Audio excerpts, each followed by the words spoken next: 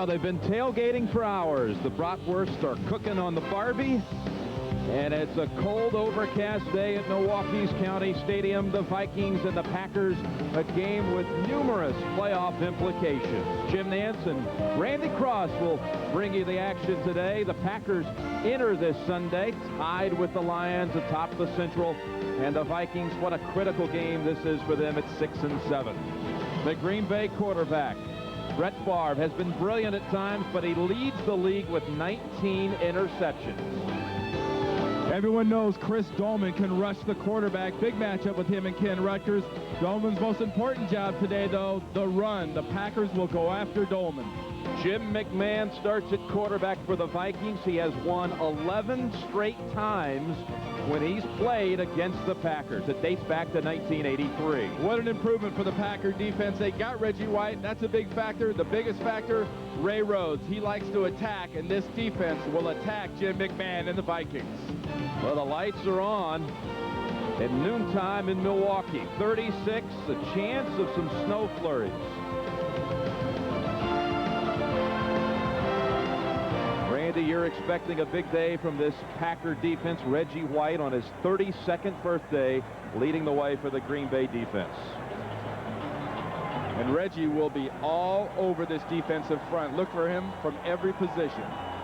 The Packers, under Mike Holmgren, could clinch a playoff spot today if they win, and Atlanta playing right now at the same time against the Redskins if Atlanta loses.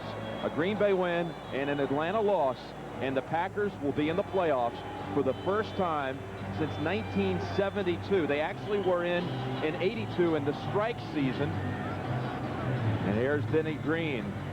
All kinds of things have to fall the Vikings' way for them to get into the playoffs, but certainly nothing they could clinch today, not until the last weekend of the season can they even think about it. They've got to get some wins going. You've got to talk about all the formulas, everything else. Look, just win your last 3 games. If the Packers can do that, they look high going into a playoff game at Lambeau Field. Claude Reves will kick to Marcus Wilson on the left. Corey Harris, who's a good one also. This is a good kick return team for the Packers, and they try to keep it away from them back deep, but it's Wilson running it out to the 28.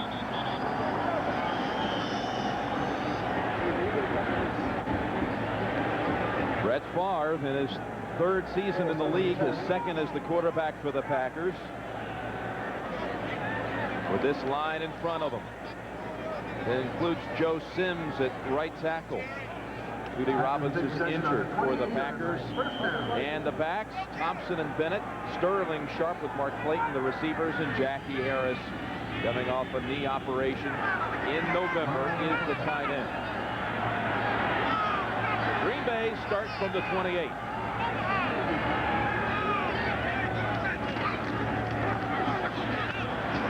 Darrell Thompson for about a yard. Jack Del Rio on the hit. The Vikings defense last week did not force a Dallas turnover. Cowboys punted only once, and they had 7 scoring series. Here's their linemen and the linebackers. Del Rio has 4 interceptions on the season, but 3 came in 1 game. And the secondary with McMillan, Glenn, Todd Scott back in today after a couple of inactive weeks with injury. Vincie Glenn a bit shaken up. The most important change for the Vikings on defense is not having Henry Thomas inside a defensive tackle. He plays that sort of cockeyed looking defensive tackle. It gets in the gap every down. Asera Tuaolo, the former Packers, in there. If they run inside, look for the Packers to attack them inside. It's a real feast and famine deal with this Vikings defense. You run at them, you could catch a stunt. If you run at them the next play, the inside guys, Tuaolo and Randall, might not even be there, and Del Rio's on himself inside.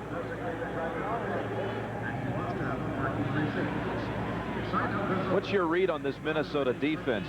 they've allowed in 4 of their losses 38 to the 49ers, 30 points to the Lions, 30 to the Chargers, 37 last week to the Cowboys, yet they're ranked statistically #1 in the NFC.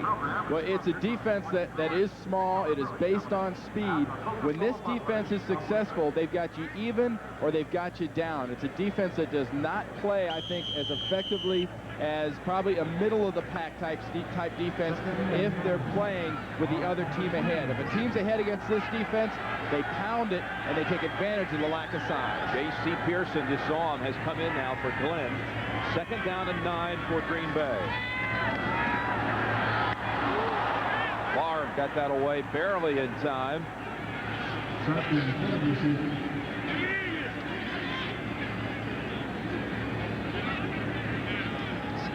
Watch the pressure right away. Favre knows it's a blitz. It's coming right in his face.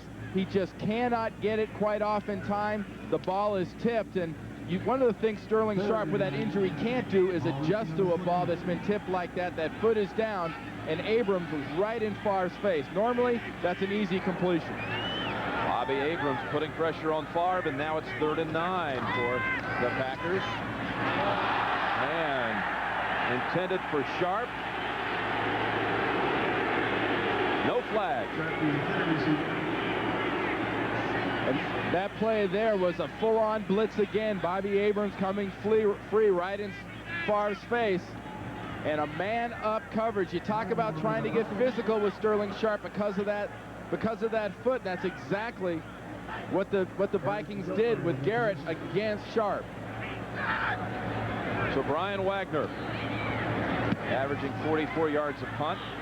Eric Gulliford, the hero in the first matchup on the run back, and goes down reluctantly at the 38. Dexter McNabb made the tackle. Jim McMahon has not thrown a touchdown pass since October the 3rd against the 49ers. He threw 2 in that game, but now it's been 2.5 months since a scoring toss. Here's his offensive line. The veteran Tim Irwin at right tackle.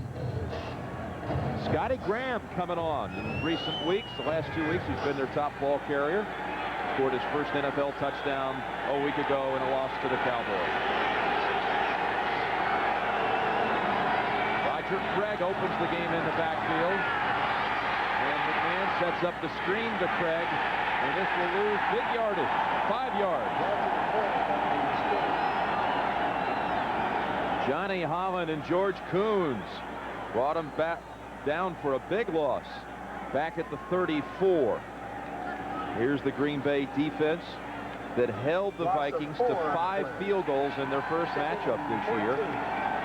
But the 5 field goals good enough for a victory. Here's the linebacking crew.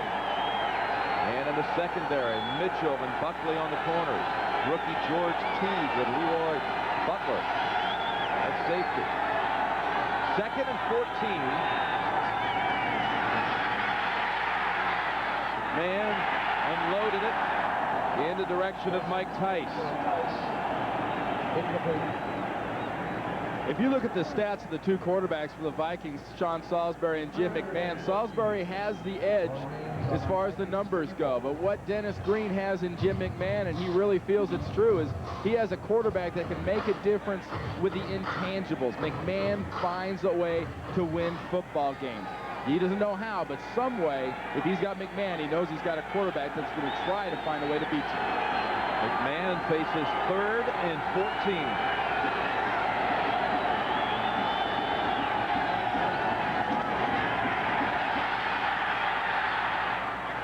Carter, not even close to the first down, back to the original line of scrimmage. Sammy Walker bumped him out.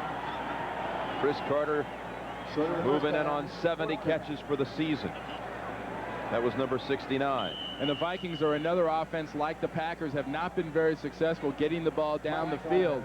Key for them is to get into 3rd and 4 and 5. If you get McMahon standing back there at 3rd and 14, that means Ray Rhodes and the Packer defense just comes loose and goes crazy and tries to sack him.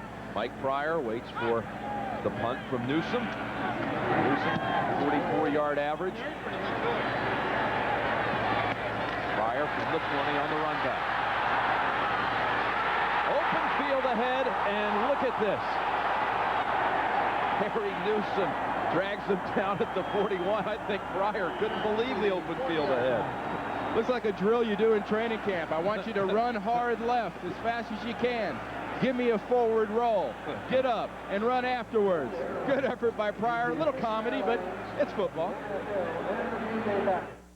Pryor takes advantage of two things. One, blocking as the wall is formed, and two is good instincts. Running away, finding the wall, going to it. And this is not one of the better grass fields in the league, but I don't know if that's an excuse to go to the forward roll there. I think he was so excited seeing just the punter Newsom in front of him. He stumbled, lost track of his feet. Maybe he lost a chance at a touchdown run, but he just qualified himself for the obstacle course in the Superstars competition. And let's see here. Who will they call this one against? False start, number 52, offense. 5-yard penalty, first down. All right, Jerry. Mark Bright, Frank Winters called for that. Frank Winters getting called for the dreaded center quiver. Moved that ball a little bit, got the offsides. So if Green Bay again wins today and the Falcons lose to Washington, Green Bay will be in the playoffs for the first time since '82 when they were 5-3-1 in that strike season, but the first playoff appearance since a non-strike year of '72. And Edgar Bennett ridden down by Del Rio. And if Green Bay wins today, well, there's an Atlanta touchdown already. Mike Pritchard caught a touchdown. Green Bay wins today and Atlanta wins. They could still get into the playoffs tomorrow night should the Saints lose to the Giants on Monday night. 2nd and 16.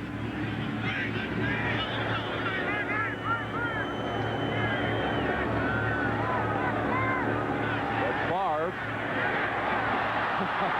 tried to go behind the back. Are they going to call that a completion? And yes, a fumble recovered by the Vikings. The umpire is calling it incomplete. The side judge is calling it a fumble. I don't know, can you get possession when you got the ball behind you? Incomplete. Incomplete.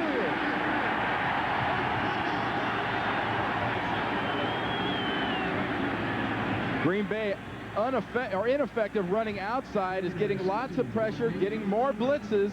Favre trying to escape it. A nice plan. Never really had possession. Thompson had it briefly and did the old backside grab, and that didn't quite come off. Oh, wow. That was pinned, though, to the body for quite a while. 3rd down and 16.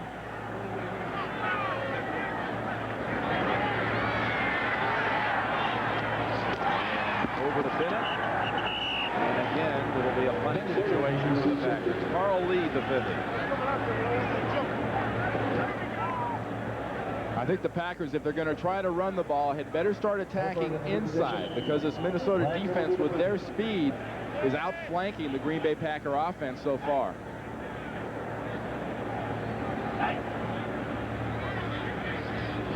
Wagner to punt to Gulliford for the 2nd time.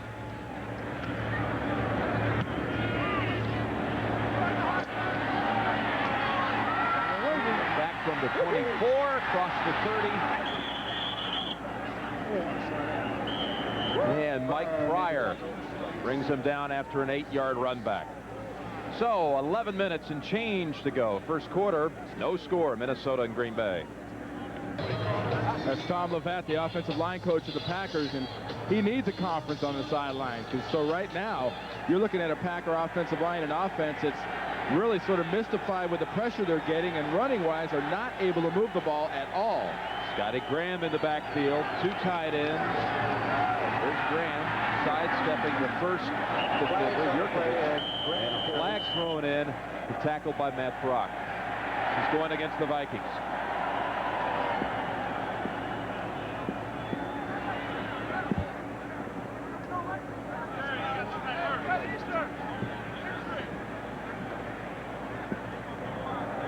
Holding, number 60, offense. 10-yard penalty, first down. Matt Brock is limping to the sideline. Don Davey has already checked in for him. And watch right in the middle of the screen here. John Yurkovic working against Schreiber, little bear hug. Exactly what that was. You got to get those hands inside the plane of the body, otherwise qualifies for World Wrestling Council, but doesn't do much for the NFL. Third receiver has checked in. Kadri Ismail in for the Vikings. First down, 20.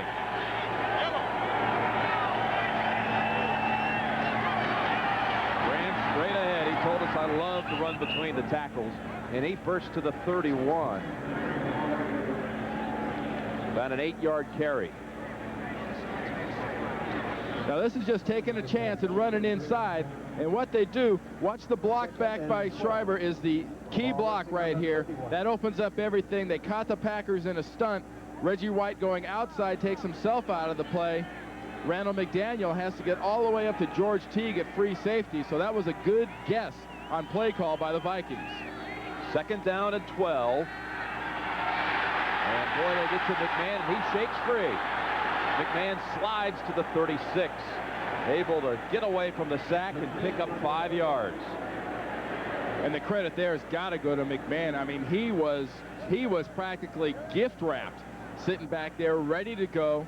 Got a little check blitz late. Watch George Kuntz come into the shot here right there. Filling up, and a nice job by Scotty Graham taking Kuntz out of there, opening up the whole left side for McMahon, and when in doubt, slide and live to play another day. Third down and 7.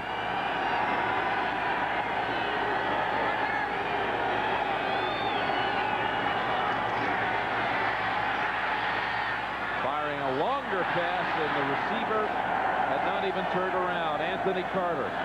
The intended receiver. Oh, McMahon had good zip on that ball. The ball was fired out in the general direction, but bad communication between Carter and McMahon.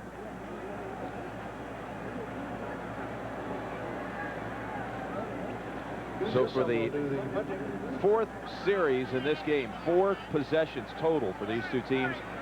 All 4 have been 3 plays and out. 3 plays and punt.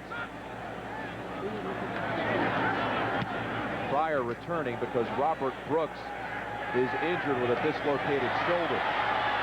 Pryor again opening up the same way as before, but a flag thrown in as he's brought down at the 26. A 46-yard boot, a 7-yard run back. Yeah, that's going to be a push in the back, Jim. Actually, it was not just one infraction. There were a few that time by the return team. Brent Novoselsky made the tackle on Pryor. Interesting, though, they go with Pryor instead of Buckley now on the punt returns. Buckley actually asked to be taken off it. Illegal block, number 44 on the return, 10-yard penalty, first down. So the call against McNabb will back the Packers inside of the 20. Scoreless in the opening quarter.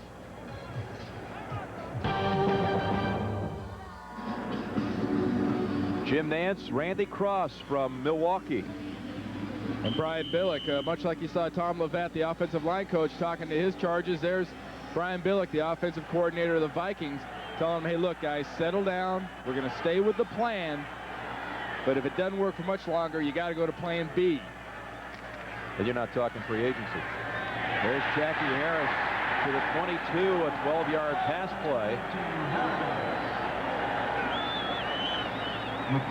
And that's a typical Green Bay Packer pass play. Brett Favre drops back 3 yards and just a quick strike to a receiver. And that's what I think the Green Bay Packers have to do right now is use this passing game, the short timing patterns, to soften up this defense of Minnesota a little bit in order to run the ball later in this half and later in the game. That's the initial first down of this game.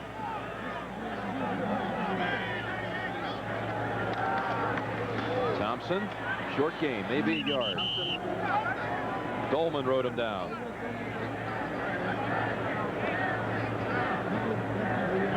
Atlanta up early on Washington, and the Oilers, many wondering how they would come out today with the tragedy of Jeff Alm this week. 14-0 first quarter.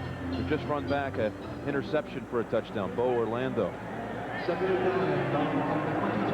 replaced Marcus Robertson in the lineup. Robertson out with a knee. 2nd down and 10 for the Packers.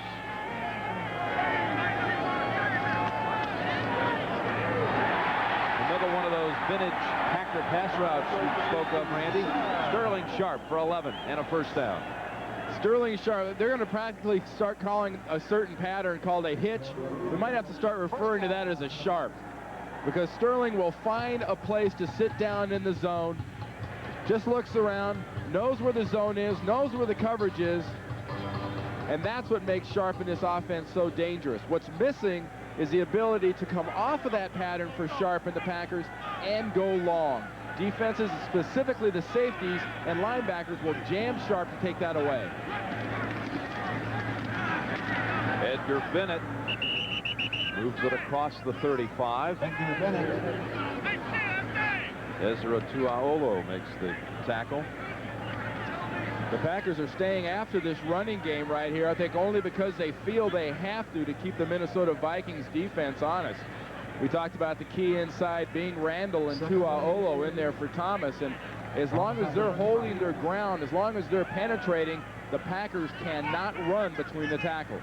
Darrell Thompson lined up as a receiver at the top of your screen, and they try to get it over to him quickly, but it'll be 3rd and 7. You saw before Tuaolo, he used to room, did Ezra Tuaolo, with Brett Favre when Tuaolo was a member of the Packers last year. You know, talk about practicing sacking Brett Favre when they were roommates. I guarantee you that they're going to do everything inside to keep that inside penetration pass-wise off of Favre, because that's the key for the Packer passing game, is giving Favre a clear plate to throw up front. 3rd down and 7. 4 receivers come in. It's Lewis in motion. Anthony Morgan's also come in. They go out of the backfield to Corey Harris. Corey Harris, who is listed as a defensive back, making the transition this year from wide receiver, inserted on that play for the Packers. Well, it's getting to that whatever it takes time of the year, Jim. I mean, if you've got a defensive back you think can be a weapon circling out of the backfield here this late in the season, will it be effective? Try it. Let's see. Their catch, Golliford makes it at the 9. Big boot by Brian Wagner. 50-yard punt. 6 minutes to go, 1st quarter. No score. Chris Dolman and the Vikings stopped the Packers thus far, but meanwhile Minnesota's offense has generated 15 yards in 6 plays. 1st down from their own 10. AC, Anthony Carter for about 6. Bryce Pop Anthony Carter on the hit at the 16. Yeah, much like you saw Sterling Sharpe just sort of sit down and find a spot where there weren't any bodies. Anthony Carter just sits off in the flat here. Caesar's no coverage. McMahon reads it, gives him the ball, and this effectively can be running game for both these offenses until something can open up inside. Take your 4s, take your 5s, and be patient. It is 2nd and 4 from the 16. Scotty Graham has the 1st down yardage. Down to the 22. What a surprise he has been late in the season. And one thing he really does well, and he's brought to the running game, much like Word did earlier, he runs, and this area is the strongest part of the Scotty Graham running game. He goes straight ahead, takes advantage of a very nice block by McDaniel and Shriver, and goes right up the middle.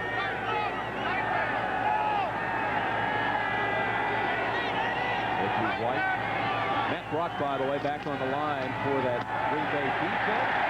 And on 1st down, the Packers stuffed the middle. Graham maybe got back to the line of scrimmage, and Brock was in on that play. A real force in the Packer defense this year has been the come-on of Jurkovich right here. Watch what he does. He goes backside and comes all the way around to make this play. Ball on the Vikings 21. All the way around. You shouldn't be able to do that, but the reason he was able to do that was up inside. James Willis from his linebacker position just stuffed up the lead block. 2nd and 10, Orlando Truitt, the bottom of your screen. In as the third receiver, but will stay on the ground with Graham. Butler tries to drag him down from behind. Coons came up to smack him at the 25. Flag down, Jim, and I think the flag's going to be a hold. Yeah, a hold against the Vikings. Holding number 64, offense. Half the distance to the goal, 2nd down. And when you saw Jurkovic running around the last time to make the play, you've got defensive linemen going crazy, taking stunts.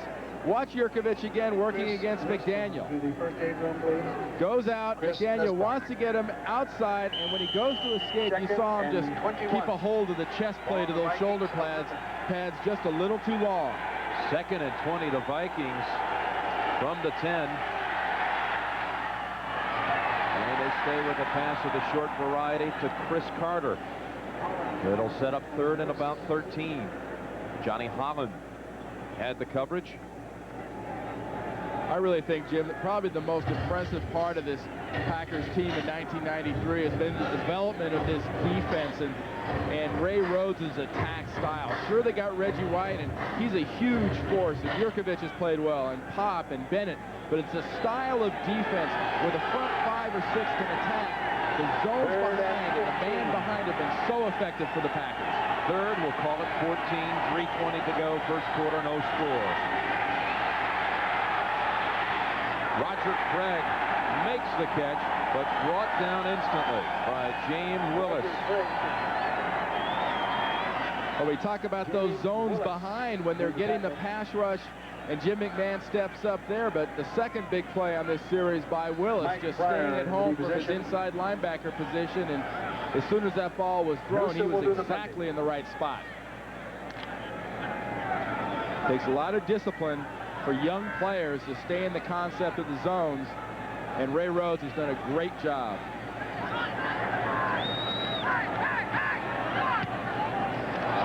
This one not Newsom's best, and Pryor on the run. Down at the 35 of Minnesota. There is a flag down, however, at the line of scrimmage. 33-yard punt, 20-yard return.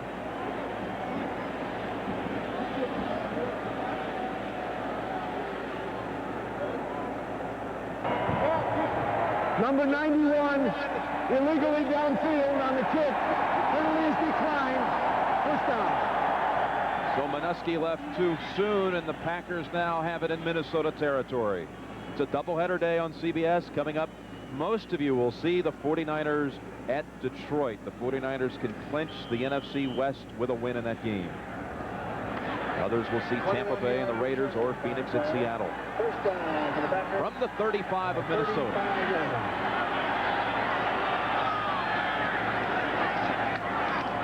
Thompson takes outside, inside the 30, inside the 20. Pearson has a shot at him. He's out of bounds at the 5. Make it the 7. They'll spot it. Ken Rutgers threw a lead block, and Thompson with his longest run of the season, a 28-yarder. Well, if you're going to key here, you have to key right. Strickland, does he make the contain outside? Watch it break down. Thompson goes outside. Watch Strickland, 53. He's got a scrape. Rutgers just gets that little hand on him. He can't have that contained from the inside linebacker position. Those are the edges that the Packers have been effective in the last 3 weeks running on. Just right outside the defensive end. 28-yard run sets it up, 1st and goal. Thompson run that way again, but this time Carlos Jenkins drops him for a yard loss.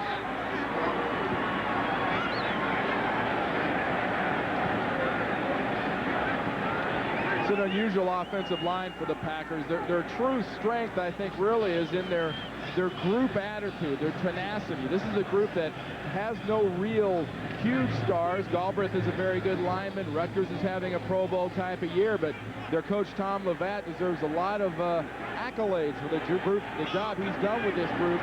They do nothing really exceedingly well, but they perform great as a unit. 2nd and goal for Green Bay. intercepted by Lamar McGriggs.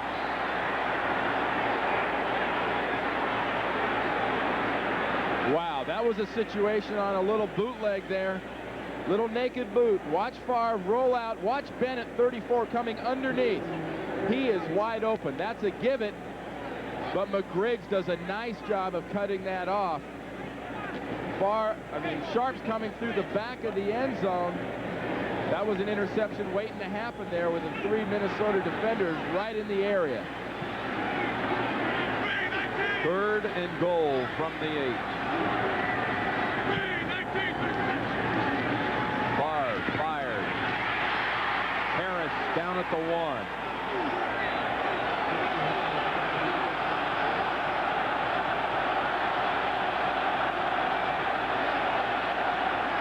Going to be 4th and 2 here on the 2-yard line.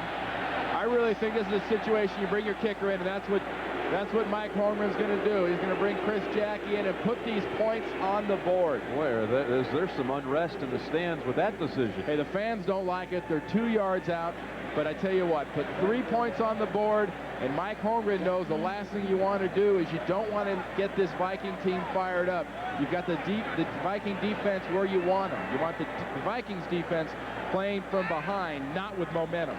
Jackie, 20-yarder, nails it. He's having a superb season. So the Packers put the points on the board.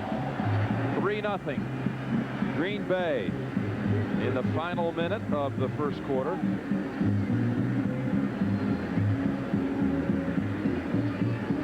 Now, if you're looking at the Minnesota Vikings from an offensive standpoint, Denny Green and company have got to go into their play charts there, and Brian Billick has to figure out what they can do pass-wise to open up their running game a little bit. Much like Mike Holmgren was going to the short pass, Dennis Green and the Vikings have to keep going to the short pass, and they have to keep a Packer offense that seems to be on a little bit of a roll now off the field, because this Packer offense can move the ball and eat up time on the clock.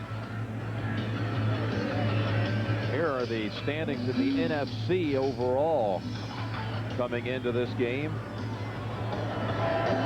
Giants, San Francisco, Green Bay, Dallas posting the victory against the Jets yesterday. One thing that can't be overlooked here is in the new format, remember, one of the divisional winners has to play on the wild card weekend. So teams now are not only looking for getting into the playoffs, they want to get a good enough record so they get that week off the first week. And the way it would look right now, that first week divisional winner would be coming out of the Central here, and it'd be one of the teams, probably the Packers or the Lions, hosting a game on the 9th or the 8th of January at home.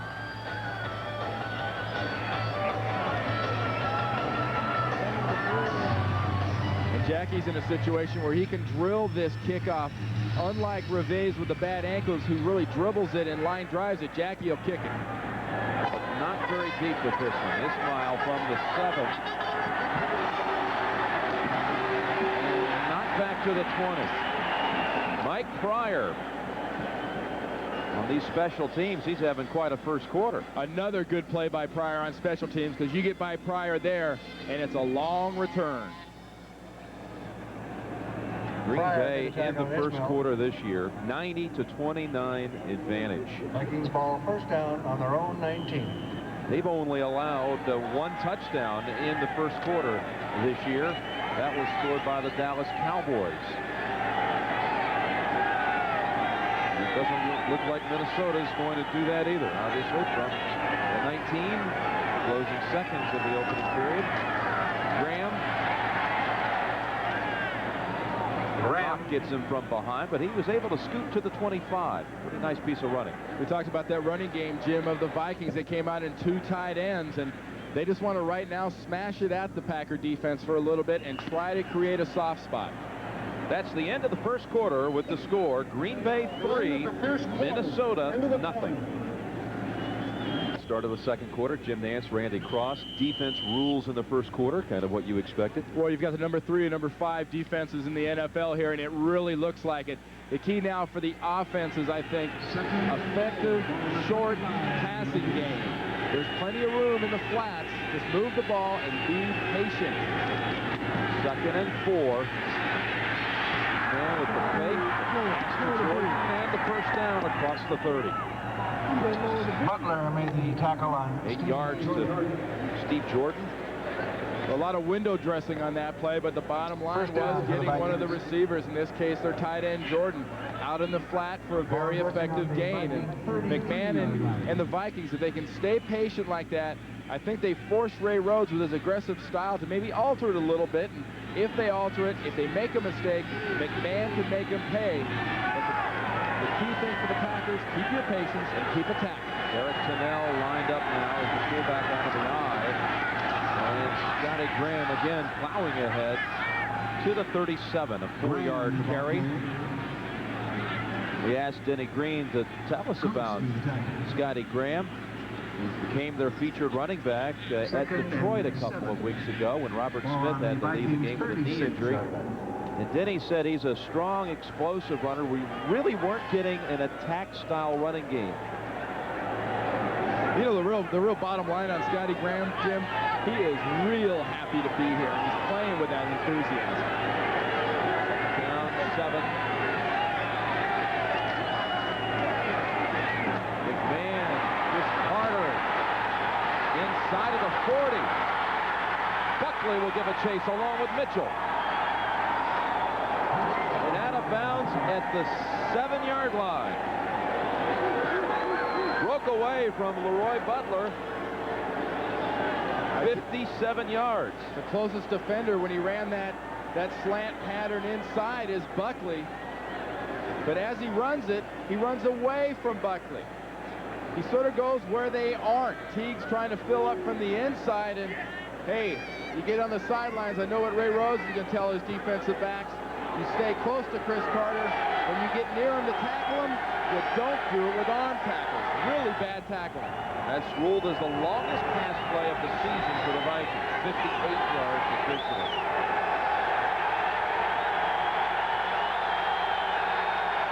First and goal to fake. Now McMahon considering other options. Touchdown to Ismail. His first NFL touchdown.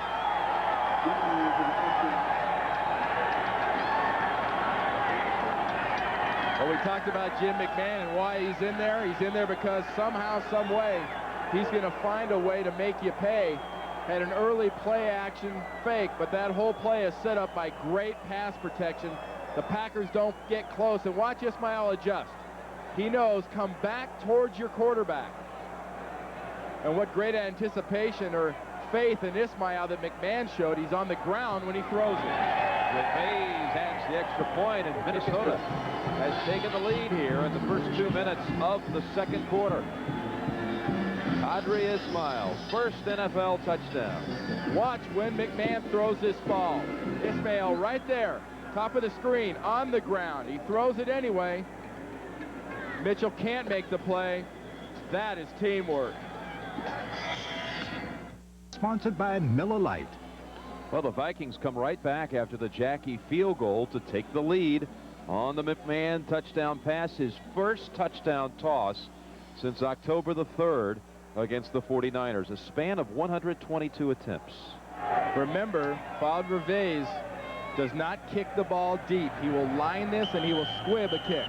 They are last in the NFL in kick coverage, and the Packers are first in kick return average. Jurkovic to the 39. A little fantasy camp. You got a nose guard carrying the ball. You got to think Mike Holmgren and Nolan Cromwell, the special teams coach, are standing on the sideline holding their breath watching Jurkovic run with it. How about McMahon's start to this day? You know, tis the season, Jim. This is quarterback time of the year. You talk about the fourth quarter being a quarterback's time to shine. This time of the year, the last 3 or 4 games, if you're a big gun, if you're the guy people pay the money to, and you're going to be their leader, now's the time to step up. A little behind Sterling Sharpe. Sharpe, the intended receiver. 2nd and 10. Ball remains on the 39. Only Sterling Sharpe goes into a play like that and can joke with linebackers on his way to the line of scrimmage. The guy's got a wonderful attitude and is an unbelievable wide receiver. Obviously a high pain tolerance, but watch how the ball is thrown behind him. He cannot adjust to this. So far, the Packers have thrown the ball 5 times to Sharpe. He's only got 1 catch. Second down and 10. And Randall grabs a hold of Favre. Favre told us that John Randall is the most underrated defensive lineman that I think we face. And Randall gets the sack. He has that rare combination of real good strength and quickness. And what this line does is they can collapse a pocket and form a pocket. Look at the line. There's nowhere really for Favre to go. He thinks that's what you call some kind of a sucker gap there on the right side. He thought he had a place to step up and run to, but Randall, with his combination of speed and strength, I mean, there was nowhere. Third down, 13, 4 receivers. Favre on the rollout, now will run with it. Picks up some yardage, about 7-8 yards, but not enough for the first. Red Strickland fell on him at the 44. You know, 3rd and long, there was a wonderful job by the Vikings defense down the field. The pass rush did their job to an extent of containing Sharpe and holding him back there till the end, but there was nowhere for Favre to go down the field. Good zone defense. Wagner's last punt was a beauty. 50 yards and no run back.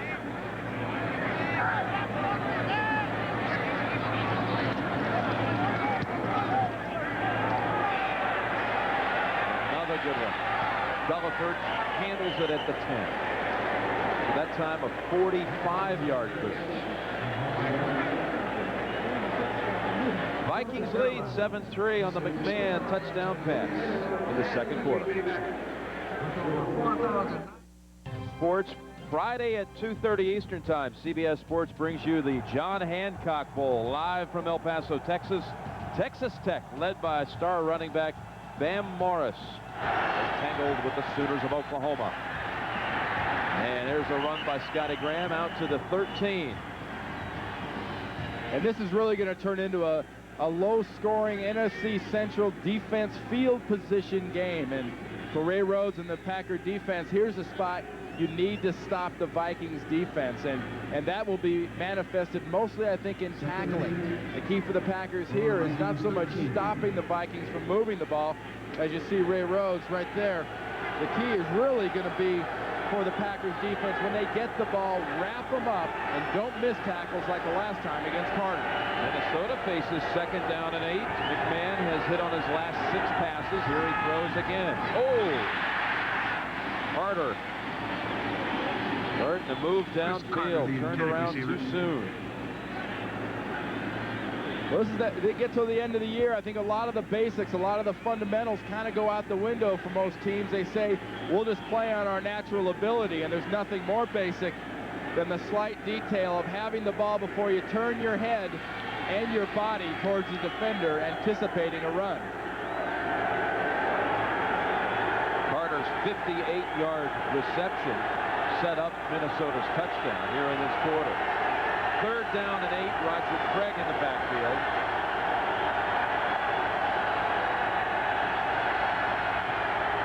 On the slant, Anthony Carter handles it, but hammered at the same time. Let's see where they give him the forward progress.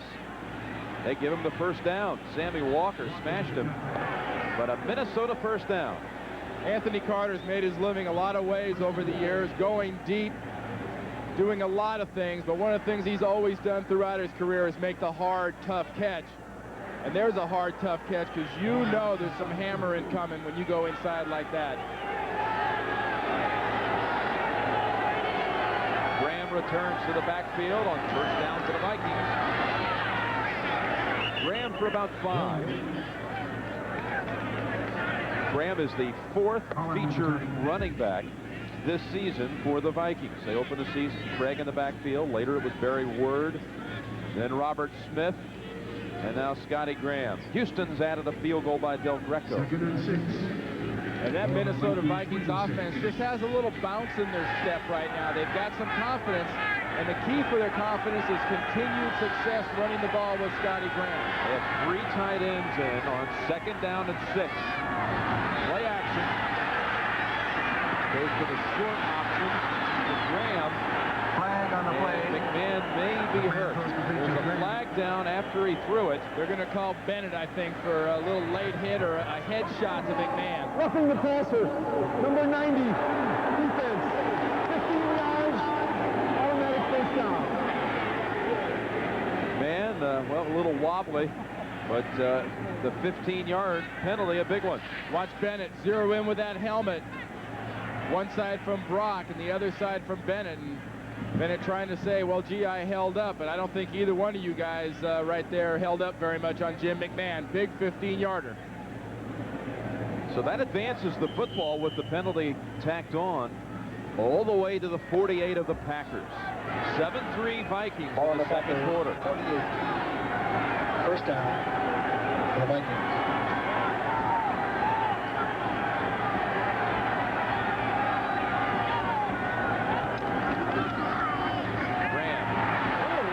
Another nice run. Johnny Holland has a hold of him.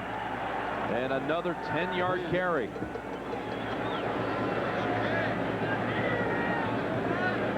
You know, defense is attitude, and right now the attitude just doesn't seem to be there. Look, watch Reggie White right here. How much are they concerned in Minnesota about Reggie White? Watch this. You got Irwin, you got Tice.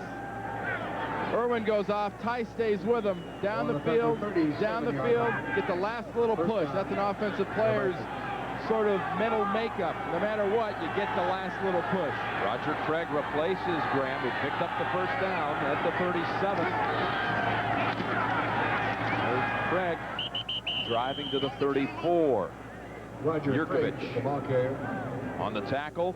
We were told by Denny Green that you'll see more of Roger Craig maybe than he's played all season. White Why do you think that is? Well, mainly because, Jim, he's finally back to being healthy again. They've had a real, like you mentioned earlier, banged-up situation at running back, and Roger Craig right now has gotten back to healthy. And I think when you get a Roger Craig in there at this point of the season, Denny Green is looking at more passes to the running back, because that's something Roger Craig has always done extremely well. Second down and 8.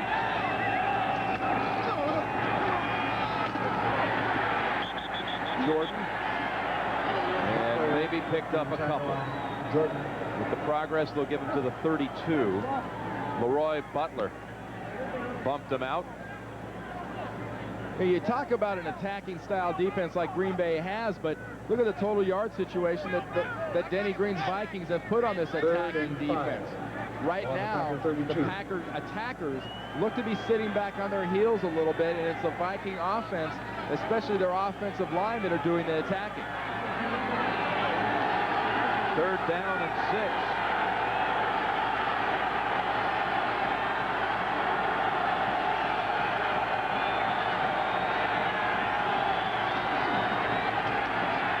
Rolling out left, getting rid of it in time, and just to save the sack. There was no Viking in that area. Tony Bennett applying pressure. Leroy Butler also came up. And it'll now mean the Revays will have to attempt about a 50-yard field goal. Well, you called that right, Jim. That's Jim McMahon getting rid of it to get rid of it. Chris Carter was open on the backside coming from the right, and McMahon has no time. There's a little of that pressure defense we talked about. That's Tony Bennett coming after the quarterback, and that's what you have to do to McMahon. You can't let him sit there. You must make a move. 51-yard try. Revays has missed his last 3 from over 50 yards. And a timeout called by the Packers. Green Bay. Packers call a timeout. 6:38 remaining in the second quarter. Minnesota trying to add to its 7-3 lead. As Revays was about to attempt a 51-yarder, Green Bay hurriedly called a timeout. And I think it's a good decision by Mike Holmgren and Nolan Cromwell, their special teams coach. They're worried about a fake here. Revays is 1 of 4 from this territory. If he can't split kick, how can he kick a long one? And again, he's missed his last 3. This is 51 yards, and right all the way, and way short. That's why we see Revays split kicking. The guy does not have enough power and plant, and I think it's just a shot by Denny Green of trying to maybe catch the sort of cosmic window where he suddenly got some strength in that leg.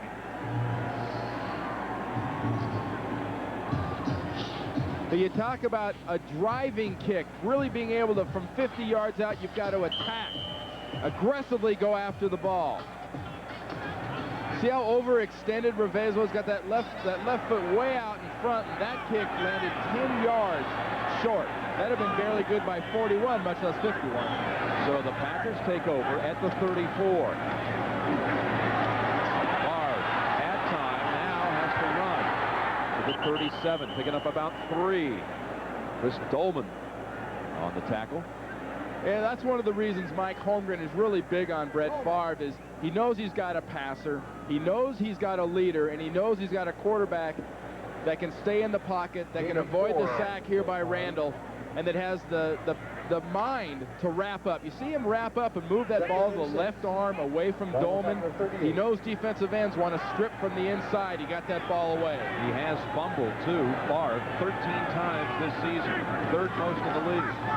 2nd down and 6. And Thompson scoots to about the 40. It'll set up a 3rd and 3. Well, this is a passing situation, Jim. If I'm the Vikings, I keep track of 2 guys on this play. I keep track of Jackie Harris, and I know exactly where Sterling Sharpe is. Milwaukee County Stadium, 3 times a year during the regular season. Green Bay comes here for a home game. They play 5 up at Lambeau Field. 7-3 Vikings with 5:20 remaining in the first half. 3rd down and 4. Almost picked off. Intended for Sharpe. Favre shaken up on the play, and looks to be it might be a holding penalty back there against the Packers. Yep. Garnett came in and jarred the ball free from Sharpe. Holding number 74, defense, penalties declined, 4th down. Now let's take a look at Sterling Sharpe. We said keep an eye on him and know where he is. We'll show you where he was. He was being covered very tightly by Garnett at linebacker, but the reason that pass hits Garnett is look at the pressure up in Favre's face. I don't know if he's holding his head from injury or from the fact that he almost threw an interception. Wagner, after a couple of excellent punts. This one off the side of the foot. One favorable bounce, though, and let's see where they're going to spot it. We got 2 opinions.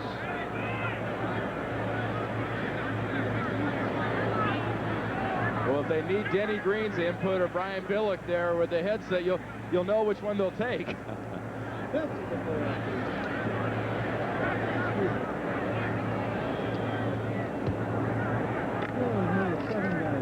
Looks like they'll spot it at the 36. We'll be right back. A little hooking pump, and watch this area right here, the 31-yard line where the ball is going to be marked. As the ball comes down right on the 31 and goes out about the 30, but it's marked on the 31.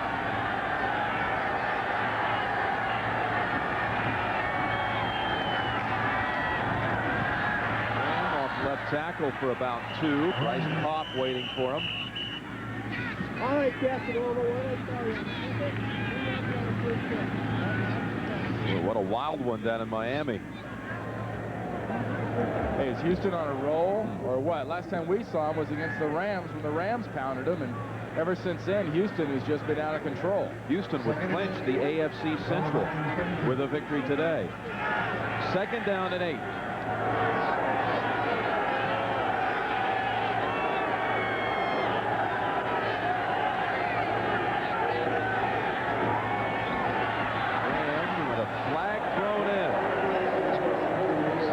The 40, but it looks like it'll be coming back. Looks to be on that left side.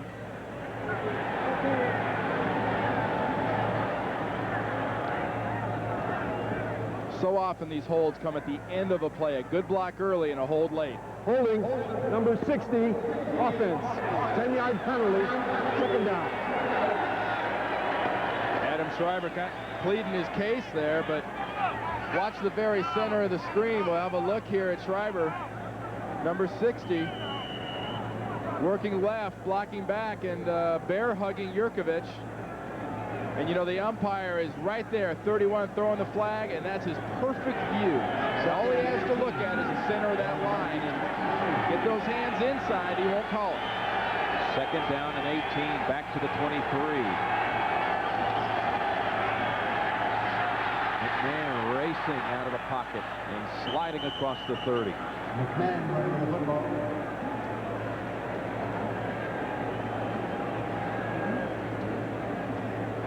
Nice job by McMahon, and I think a lot of young quarterbacks can learn a lot from watching Jim McMahon operate when things aren't going well, when he has to run. You know, he's a very intelligent quarterback, and he's also got the, you know, sort of what price valor attitude that you can come back and play again. You don't always have to dive head first. He hook slides, and he can come back, and they can't hit him. Third down 11 for Minnesota, leading 7-3 here in the second quarter. 3:15 before the half. Craig trying to make a move that might free him for the first down, but not even close. To the 33, and a 4th and about 8 coming up. Now the Green Bay fans really interested in the Atlanta score. In fact, here rooting for a Falcon loss today, and Washington has moved in front now 9-7. They got a safety in that game when Atlanta snapped the football over the punter's head. That's sort of Falcons' MO. They've always been a bit inconsistent, and they struggle against the teams they should beat. Harry Newsom's punt to Pryor back at the 19. Oh, this time they got a firm hold on him. Greg Minuski. I call that a firm hold. Yeah. They think they learned their lesson about Mike Pryor already. A couple of 20-yard returns. Well, you have Object A, Mike Pryor, moving with authority forward, meeting Object B, Greg Minuski, going just a little bit faster and a little more want to. I just thought he'd point that out. Watch Ismail. Out of bounds. Leroy Butler. Crash and burn. Oh, and a little push in the back for your, just for your little note there, Rook.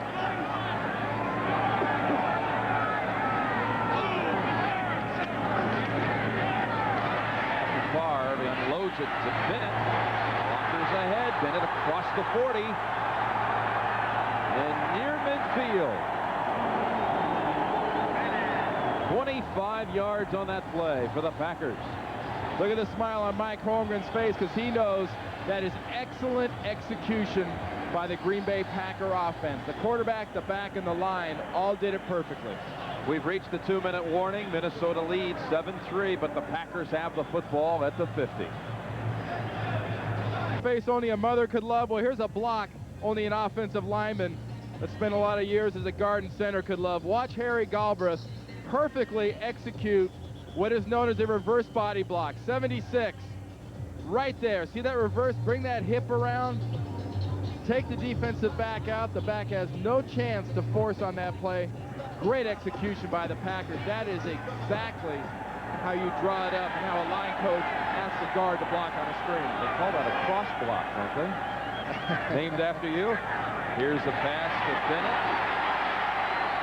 And Bennett bouncing around to the 37. He spun away from Carlos Jenkins.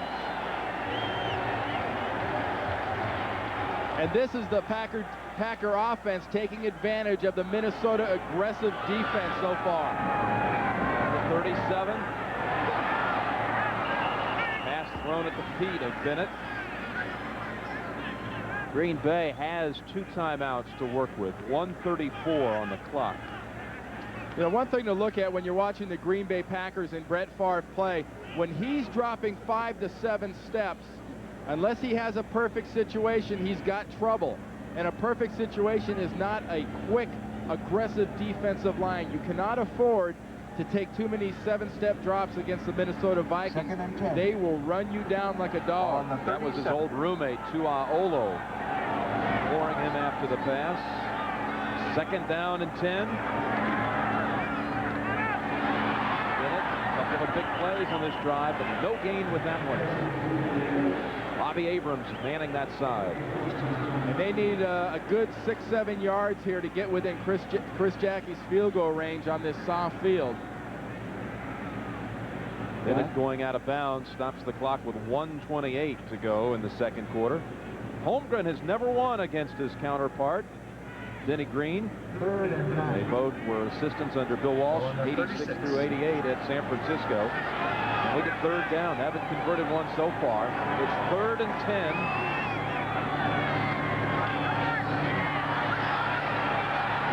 Flings it. Sharpe's open. Touchdown, Green Bay.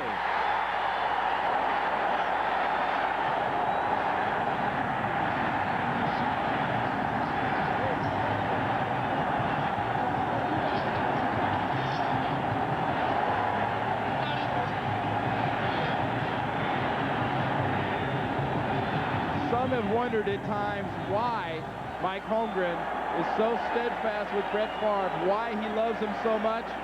He loves him so much as a quarterback because of what he can do. He's a young quarterback, and the adjustments and his ability to make plays, especially to Sterling Sharpe, I think is amazing. 37-yard touchdown pass. Duffy makes it 10-7 Packers. Watch Sterling Sharpe working against Audrey McMillan. Now he knows I'm open. He gives the signal. That is got to be a drop coverage. And most young quarterbacks don't take advantage of a drop coverage. This is one that does, and this is one that can celebrate with the best of them. Halftime back to New York. Greg and Terry, scores and highlights from around the league, plus a report on the 49ers-Lions game, which is coming up later today on CBS. You know, Terry Bradshaw made a point early this morning on the NFL Today that he thought Detroit really had to run the ball against this 49er defense. I think the 49er defense is a defense that's susceptible to the pass. And I think with Eric Kramer leading that Detroit offense, that is where they'll be effective against the 49ers, is moving the ball to Herman Moore and those wide receivers down the field.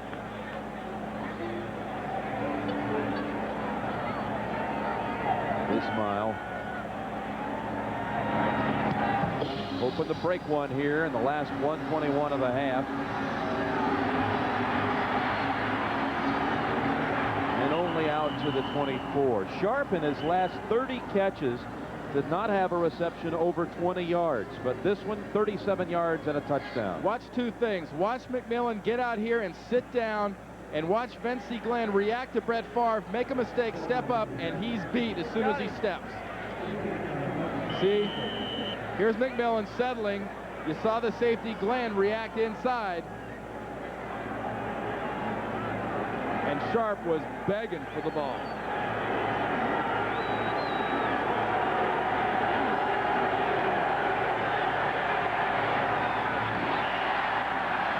Led Jordan too much.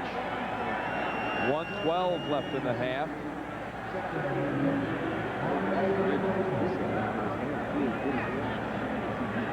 Packers 10-7. Vikings with possession and all 3 timeouts to work with. Don't look for anything, I think, real spectacular here from Jim McMahon in the offense. This is don't make a mistake area with 1:12 to go. He'll take what's there. If it's not, an experienced quarterback doesn't force it. Gets it into Anthony Carter. And the mark at the 34. They move the change. First down, Vikings. Remember, Favre missed one badly from 51. So McMahon is, I think, 40 yards easy from field goal range. There's Jordan. They'll have to use a timeout. Tackled at the 39, and there's the whistle. 2 timeouts remaining for Minnesota. Vikings trailing 10-7 right before the half. Green Bay with that 10-7 lead led 3-0 on a Jackie 20-yard field goal, and then Ismail touchdown catch put Minnesota in front.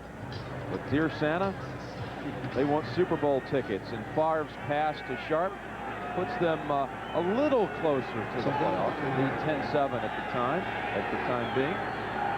Second down and 5. Jordan, good for the first, out to the 49. McMahon's whittled it down. He's now about 25 yards away from Reve's field goal range.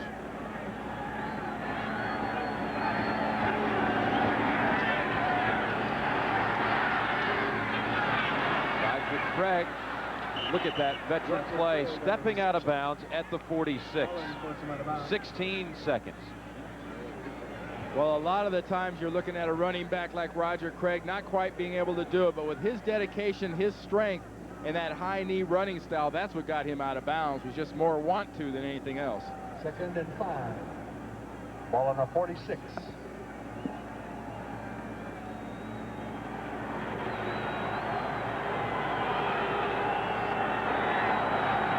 Hayes has missed from 51. 2nd down and 4. And out of bounds in the area of Chris Carter. You saw the end of that play. That was almost reminiscent of what Minnesota did to Green Bay in the first game. McMahon moving around, and in that game, Terrell Buckley made a mistake and dropped Eric Gulliford, but no such luck that time for the Vikings. Buckley stayed with him the entire time. Washington-Atlanta score update, and it's the Redskins again. Highlights of that game coming up at halftime. An interception returned, and the Redskins lead now 16-7. 8 seconds to go in the half.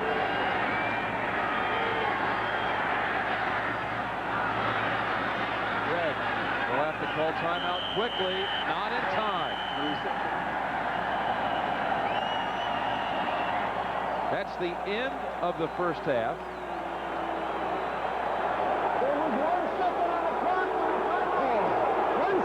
I thought I saw Mark Wright at first wave the teams off the field.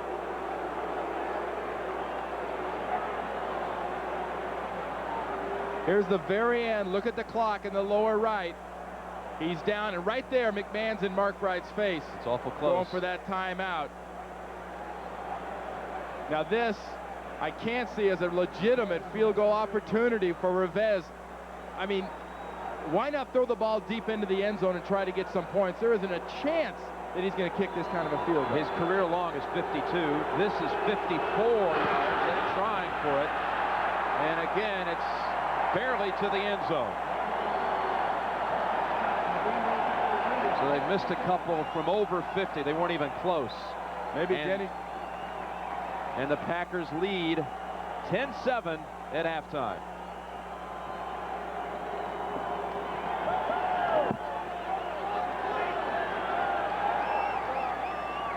Report is sponsored by new loose fit Dockers. Nobody does pants like Dockers. Welcome back, everyone, to our studio in New York. Along with Terry Bradshaw, I'm Greg Gumbel. We're at halftime of the game, coming to you from Milwaukee. The Packers leading the Minnesota Vikings by a score of 10-7, and the Green Bay Packers, having come from behind to grab the lead just before the break. Having fun? Having fun. Good to see Sharpe finally catch a long pass. Remember, in this game last time they met early in the year, Sharpe only had 5 or 6 receptions for barely 60 yards, and the longest pass completion was 16, so finally they get a long one down the field. Packers looking to go 9-5 with a win today. The Vikings would pull even at 7-7. At RFK Stadium in Washington, the Redskins lead the Falcons at halftime, 16-7. A.J. Johnson, his eyes lit up on this one. Well, your eyes would light up too, Greg, even bigger than I've seen them before. He takes it 69 yards, ball out in the flat. You got to get it out there quick, Bobby, a little bit late. The Redskins have sacked Bobby Hebert 3 times so far today, and they lead at 16-7 at halftime. In Miami, the Dolphins led for most of the first half, but the Buffalo Bills have grabbed a 26-17 lead. Scott Mitchell has started this game for Miami, has thrown a couple of touchdown passes, but has also been intercepted, and the Miami Dolphins trail 26-17 in the second quarter. In Pittsburgh, Warren Moon and the Houston Oilers enjoying a 20-3 lead on the Steelers. The Oilers have lost wide receiver Webster Slaughter with a knee injury. In Cleveland, Vinny Testaverde has thrown a couple of touchdown passes. The Browns lead the Patriots 14-10 at halftime. In Cincinnati, the Bengals lead the Rams at halftime by a score of 9-3. This is T.J. Rubley, and T.J. is going to get in all kinds of trouble once he starts to run. Well, he stays in the pocket. He can't find his second or third receiver. Now he gets in traffic, and his ball is stripped from his hand, and that's a great effort, but unfortunately got to hang on the ball, T.J. Derek Fenner converts from a yard out for the Bengals, who are looking for only their second win so far today. It is a 9-3 so far this season. It is a 9-3 lead for Cincinnati. This is a doubleheader day of football here on CBS. And coming up, some of you will see the Cardinals face the Seahawks or the Bucks against the Raiders. Most of you will see the 49ers take on the Lions in a game with playoff implications. For more, let's go to John Madden on the road in Michigan. in Milwaukee. They're sending a couple more up to the booth. My man Randy's already had a couple. 10-7. Green Bay leads at halftime. We'll be right back. National Football League is sponsored by Lincoln Mercury and the complete line of 1994 Lincoln and Mercury automobiles. Geronimo, an American legend, a new film from Columbia Pictures. AT&T, we help put your world within reach. And by Citibank, MasterCard, and Visa. Santa has been seen at County Stadium. In a unique way, riding his Harley. 10-7. Packers lead. 37-yard touchdown strike. Brett Favre to Sterling Sharpe to put Green Bay in front. And your thoughts on this game? So far, Green Bay's got a lot of man defense so far, and they're really trying to take Sterling Sharpe away. I look in the second half, Clayton has been open a lot backside, and Favre hasn't found him. Coaches have to go in and find a way to get the ball to Clayton. Yeah, Clayton hasn't caught a pass so far in this game. Let's take you through some of the first half numbers in this game. And we'll show you first off the Vikings was double the number of first downs, leading in total yardage, time of possession, but trailing 10-7. Well, you know, for all the hoopla about Mike Holmgren and Sam White and Denny Green and the wide open offenses that are going to come to the NFC Central, this is defense, defense, and more defense. And expect the Minnesota Vikings defensively to keep attacking, and when they have the ball, to improve on those rushing yards. Well, Jim McMahon had to pull out a last-second victory in the first meeting this year. How about so far from McMahon? Oh, so far from McMahon, I mean, it's an A-plus performance. He's done what he had to do. He's moved the ball effectively. Those are great halftime passing numbers. He needs the running game, though, to take some pressure off that passing game. Brett Favre, meanwhile, threw that touchdown before the half to put the Packers back in front. 9 of 17, 115 yards. Hey, he's inside now. Wouldn't let him in with that bike, but he's pulling cable for CBS on the sidelines. You know, the more you can do, Santa, remember, the faster you wear out. You got a big day coming up in a little while. You don't peak too soon.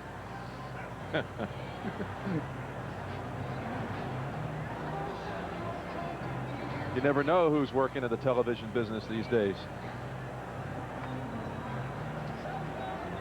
And that second half, Jim, is to be remembered.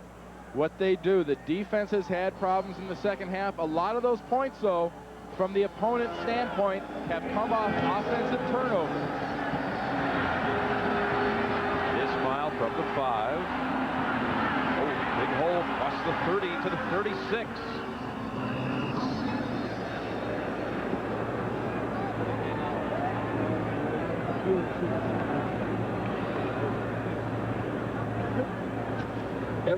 We talked about Jim McMahon and the numbers he had passing, and even more impressive, I think, has been the job he's done spreading the ball around. You know, naturally you think about the receivers, but we talked about Roger Craig starting at running back, and the impact would be more balls to the running backs, and look for that to continue in the second half by moving the ball. Remember, short runs are as good as a short pass. Short passes are good as a short run.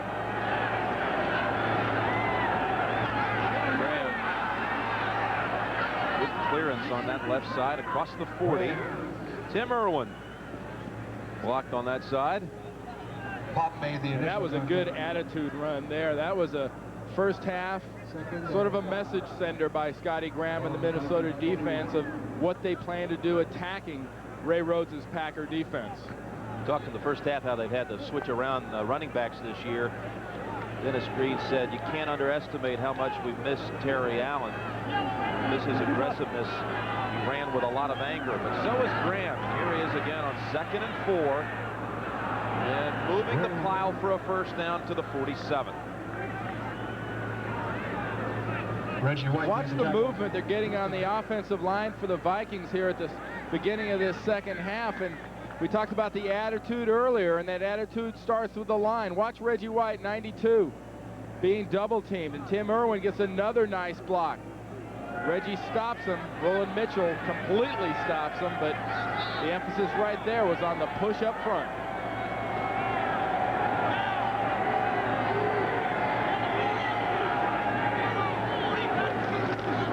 First down, 3rd straight carry. Graham into Green Bay territory and rumbles to the 40, maybe the 39. Well, I tell you, it's been attitude first play, attitude second play, and attitude third play. Nice job by Dabney, the big 335-pound tackle, pulling out and getting the block, but that is just right there. Scotty Graham getting those shoulders, starting them parallel to the goal line, and never, ever letting those shoulders not keep square. He just is being very, very aggressive and running with a little bit of that mad on.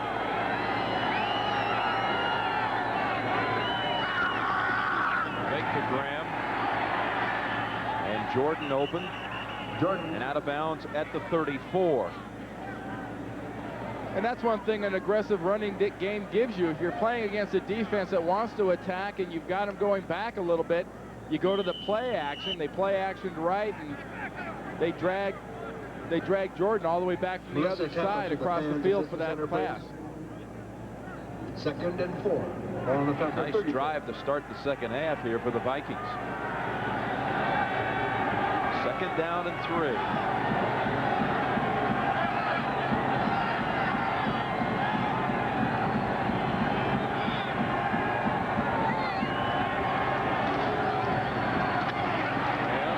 And he has another first down.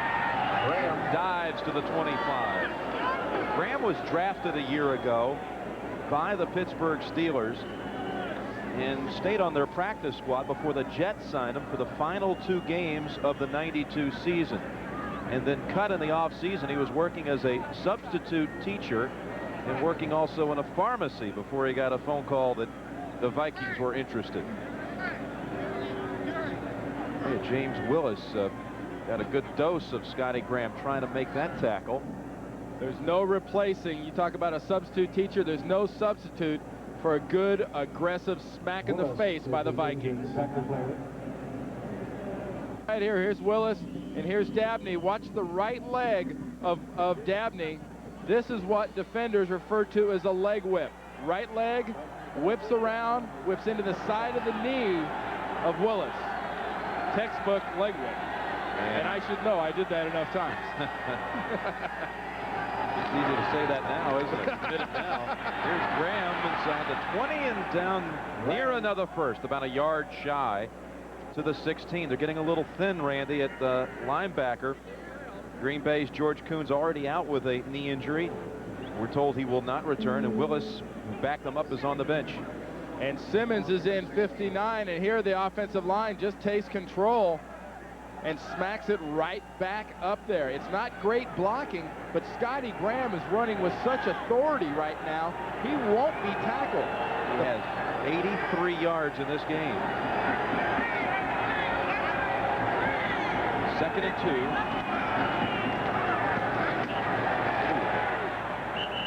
And that's a first down carry. Down to the 14, new set of downs. Green Bay win today and an Atlanta loss, and the Packers are in the playoffs. I tell you, Scotty Graham's running hard. It was a head-to-head nail. Bryce Pop took him on in the hole, and Scotty Graham won that matchup. Pop was moving that left arm around a little bit, and hey, the way Scotty Graham's running right now, there's going to be a few stingers on that Packer defense. 1st and 10 from the 14.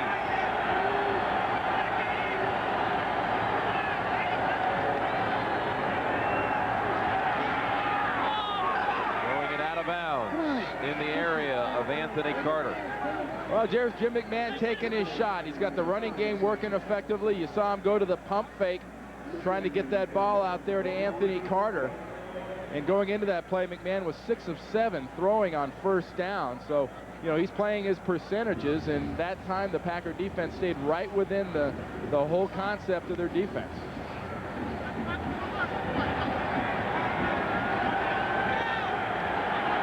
Second and 10. Ball at the Packer 14.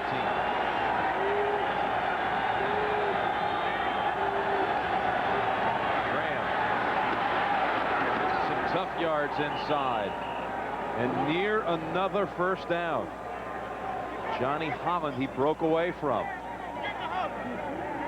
I'll tell you, a bad combination if you're a defensive back of a running back running hard, coming through, and then you can't see him behind the mess. Next time you see him, you're seeing face mask and knees coming at you. George Teague just gets boned by Graham. Knocks him somewhere into next Tuesday. Be careful, George Teague. You come up to Phil on a big back like that, you had best keep your head up. I haven't seen a player get boned before. Look at Graham. He's moving in on 100. 96 yards.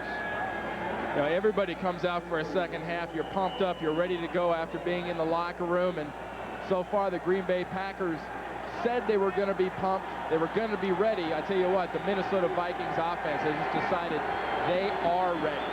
Graham has 54 yards on this series. He sets up first and goal.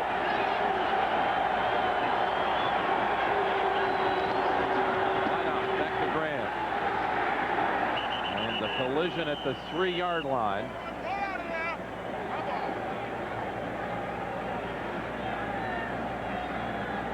Nice job of filling by the backs and the linebackers on Graham, because Graham had a little hole to run into, but for the first time, Johnny Holland and the gang managed to make Graham go backwards after the first contact. It's one of the first times in the last half dozen carries by Graham that the momentum has not carried forward. Second and goal from the 3. 11th play of this drive. Fake the Graham. McMahon dropped at the 6. Mike Pryor got him.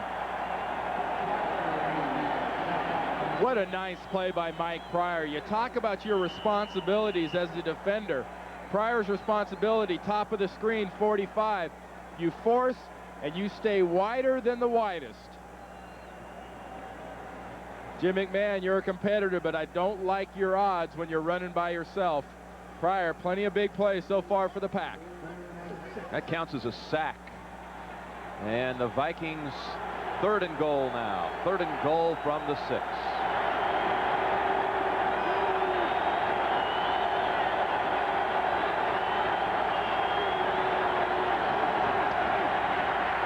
McMahon unloads. Caught for a touchdown. Chris Carter.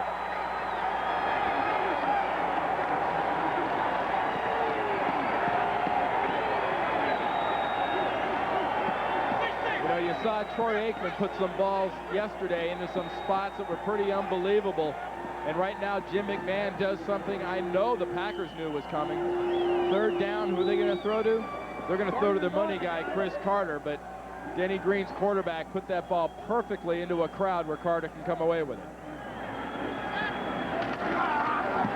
Reves makes it 14-10.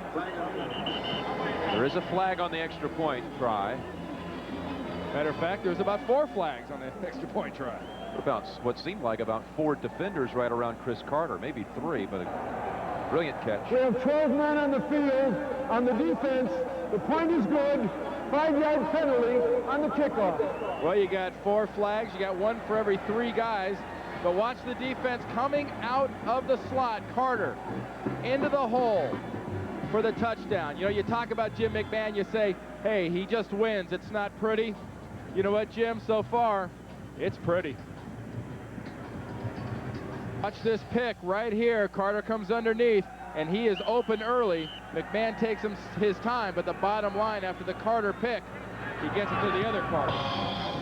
They boot it from the 40 as the 12-man on the field penalty is applied.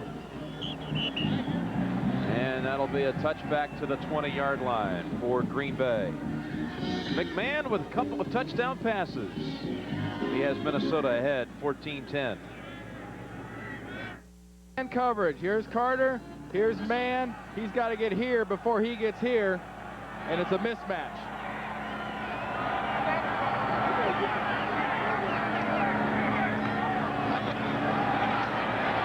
Breaks outside and picks up 5. Brett Strickland made the hit at the 25.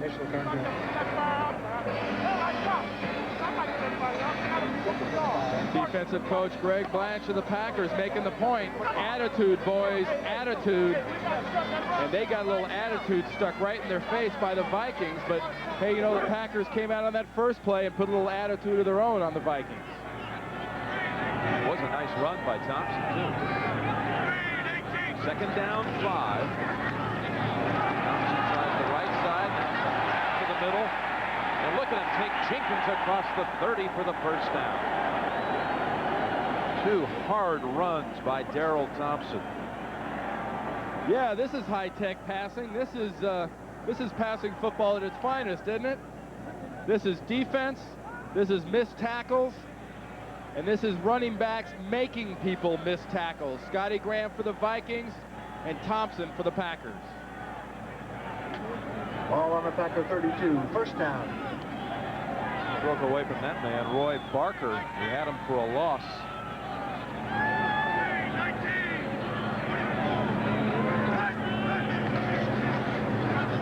Play action. Jackie Harris. 2 defenders around him. And still will not go down. They'll give him progress up to the 45. Well, some big plays in this one, but another big one back in Atlanta, Washington. Let's get the update. Back to you, Greg Gumbel. All right, Jim, at RFK Stadium, the Falcons have closed the gap. Steve Broussard from 2 yards out scores the first Falcons rushing TD since week 2 of the season. Redskins lead at 16-14 in the third. Jim and Randy. Well, that's a good one at RFK. Now, those are the cheap seats. What do you think those cost? I mean, you could be proud of those guys. Actually looked like a little bleacher up there, didn't it? Had some rails around it and everything. This is the house that Bob built. And Sharpe takes it into Minnesota territory to the 45. I think about a yard shy of a first down. Packers with some good play calling, good running by Thompson, getting the ball to Harris, getting the ball to Sharpe. But we have to mention again what we mentioned at halftime, Jim. Mark Clayton and that off receiver are open. Everybody's rolling. Everybody's going to Sterling. If he's in motion, they're trying to get him the ball. Strickland slips down there as he's trying to go over to cover Sharpe. If you make a mistake with Sharpe, he's going to make you pay. 2nd and 1. Edgar Bennett. Short run, but I think enough for the first.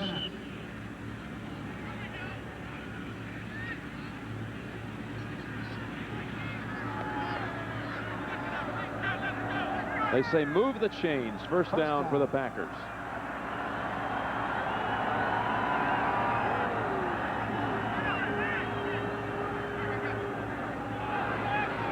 And this is the point of the game now. You have to keep an eye on Sterling Sharpe. Remember, he doesn't practice all week. The past couple weeks, he's had to come out and take breaks in the 3rd and 4th quarter because of the fatigue, and he's obviously now looked tired. Caught 3 passes today. Will run it on first down, and for not very much. Thompson, maybe 2. 4:15 remaining here in the 3rd quarter. Vikings lead 14-10. They put together a big drive to open up this quarter. It resulted in a touchdown toss to Chris Carter. 2nd and 8. Ball on the 42. 2nd and 8.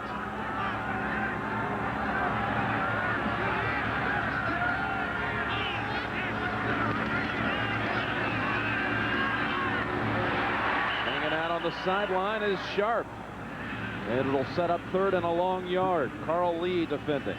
You know, Sharpe talks about the fact he gets more tired in the 3rd and 4th.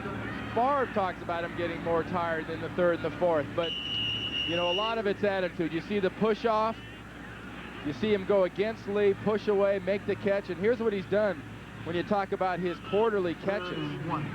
Not too much of a difference so far. He says there is. What do you know?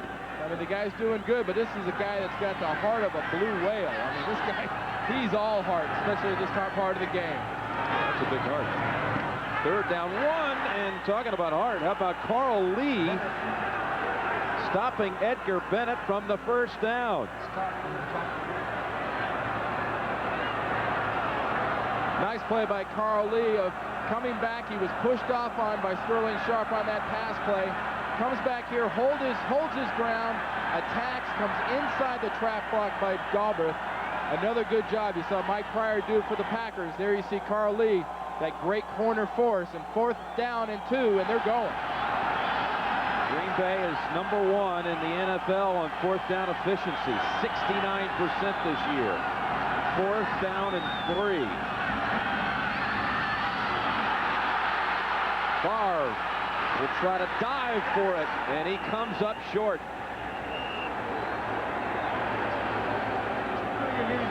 Turned into John Randall at the 35, and the Vikings take over on downs. I agree with Mike Holmgren's decision there. Late in the year, you need a win. You don't need another punt. You got to go for it. But the Vikings defense comes up big.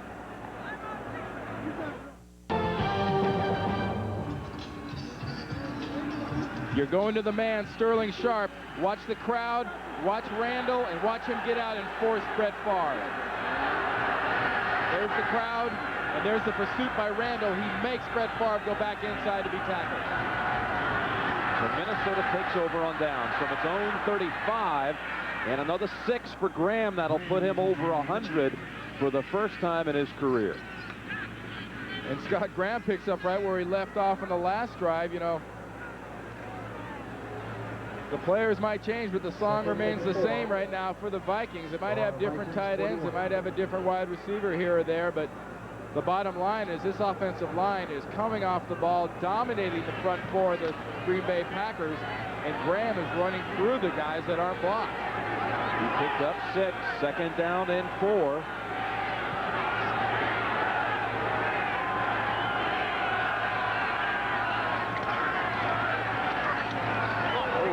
Carter. It's the 2nd time he's dropped it. Both times attempting to make the same move. That ball is probably, you know, a split second away from the hands, and taking for granted the catches there, the receiver turning up the field, and Carter made that mistake on that one catch, and sort of a carbon copy over on the other side of the field does it again. Sets up a 3rd and medium for McMahon, which says pass, which I don't care if he dropped it.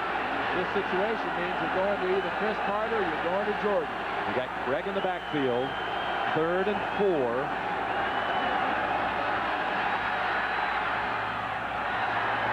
Diving grab. Carter comes back and makes a huge play to move the chains. And that'll mean Minnesota will operate from the 46. Tough grab. The great receivers, just like the great cornerbacks, have short memories. They forget about the failures, and they look forward to the next success. And I think Chris Carter makes this type of catch better than any other receiver in the league. I think you're right on. The one that just looks impossible. This guy, one-handed, two-handed, over the head, behind the head. He can do it. Acrobatic. All acrobatic team. 1st and 10, Graham. Muscles his way for a yard.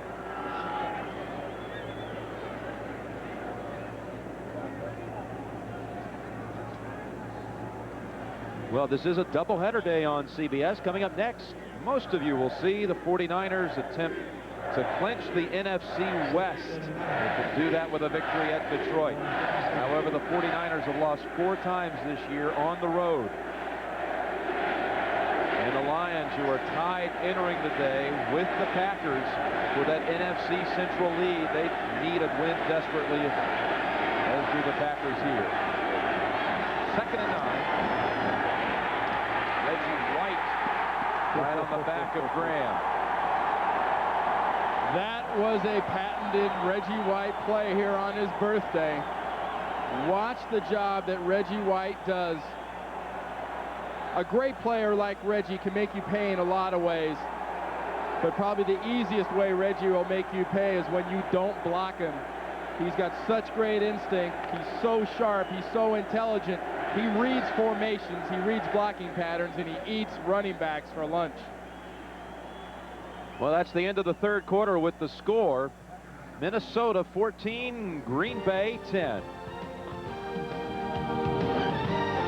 Hey, Adam Schreiber is supposed to come back here and block Reggie White. Watch Bill Moss drive him back, and White comes completely free.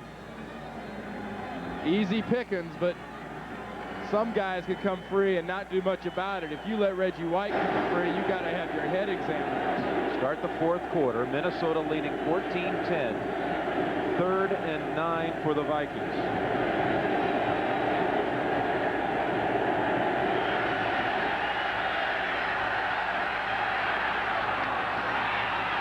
Well, if they give him the forward progress, it's a first down. That's a land to Truitt. And they will. They'll give him the first down. I shouldn't say give. I think they spotted it right at the correct point. Orlando Truitt, rookie from Mississippi State, puts the Vikings in Green Bay territory. And really give the rookie some credit. Outside receiver, watch him get past the markers. Even veterans forget that sometimes. First down. Starts to run. Packer 43. I'll be honest with you. I think that was right at the marker, if not behind it. I think the Vikings got a break on that spot.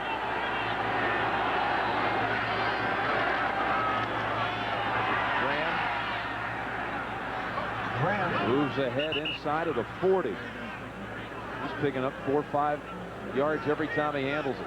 I tell you, the amazing part is that, you know, not so much that the Packers are missing some tackles, but just the push. Watch those green jerseys coming back at you. There's bodies on bodies, and there's not any real just unbelievable blocking going on. It's just when people are engaged with blockers, you can't come off on a back the size of a Scott Graham. 2nd down and 5.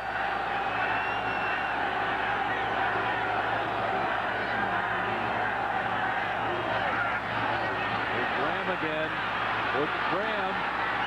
That's another first down inside of the 30.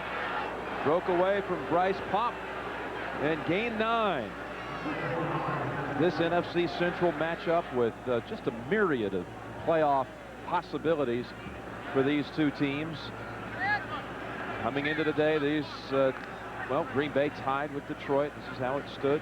And the key for the Packers, Jim, has been all year defense and tackling. So far today, Green Bay has missed 17 tackles, and 10 of those have come just here in this early second half. Graham is running through arm tackles. First down from the 29. Graham from 3 or 4 yards on this one. Puts him over 120 on the game. If Minnesota wins this game, they'll be 7-7 on the season, and they will have the advantage on all tiebreakers against the rest of the teams in their division. They finish up with a home game against the Chiefs next week and then on the road at Washington. You know, Mike Holmgren keeps saying, you know, I think it all comes down to the last week of the season, and as has been the case in the Central, you'd say, yeah, I guess it does. It shouldn't have to. 2nd down and 7. And Graham to the 25. Pop on the hit. And even there, Graham dragged Pop another yard or 2 more than he should have. He's hit in the backfield, and you're just going to see a little leg drive. Nice play by Pop. Watch him coming from the inside on a blitz. Drag, drag, drag. I mean, that's a couple yards right there. That's a big linebacker, Bryce Pop, grabbing him and being dragged. Graham out, drag in. 3rd down, 6. Another drive with a lot of plays, eating up a lot of time in this half. You know who the players are. You got to keep an eye on them. Lofting it, open, touchdown. Chris Carter. Buckley was on the coverage.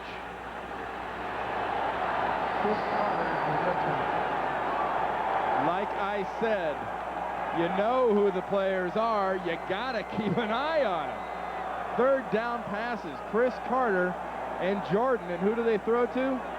They throw to Chris Carter on a quick little fade. Terrell Buckley, who was beaten on that pattern, has been susceptible to double moves, a little hitch and go. And boy, there's being burned and there's being toast, and Buckley right there was a little toast. And Minnesota now leads 21-10.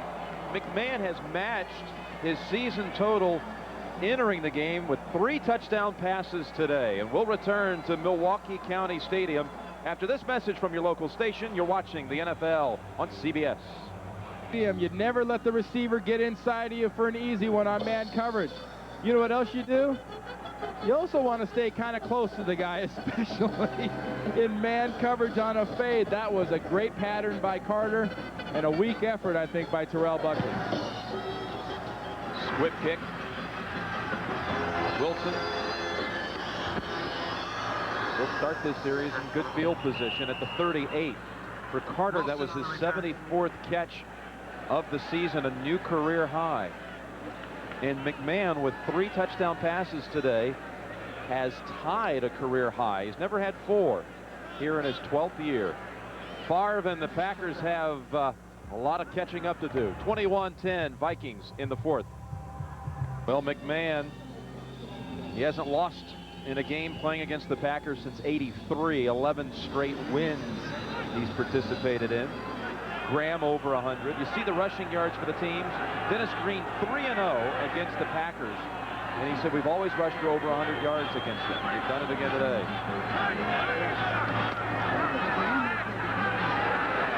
Favre. Long to Sharpe. And the Packers are set up at the 20. Favre, who has led them to 3 fourth-quarter comeback victories this season, now down 11, but quickly in scoring position. And when you do the 49ers, you say never let Jerry Rice run across the field by himself. You do the Packers, you say never let Sterling Sharpe run across the field. Vincey Glenn, who was banged up earlier, back in the game, and Sharpe just running by himself. And you got to really take your hats off to Holmgren and Favre, because they've gotten the ball deep to Sharpe today. 42 yards on that pass play. Right back, Favre wanting to throw it, now we run. Oh! He fumbles on the tail end of it. Picked up by Strickland.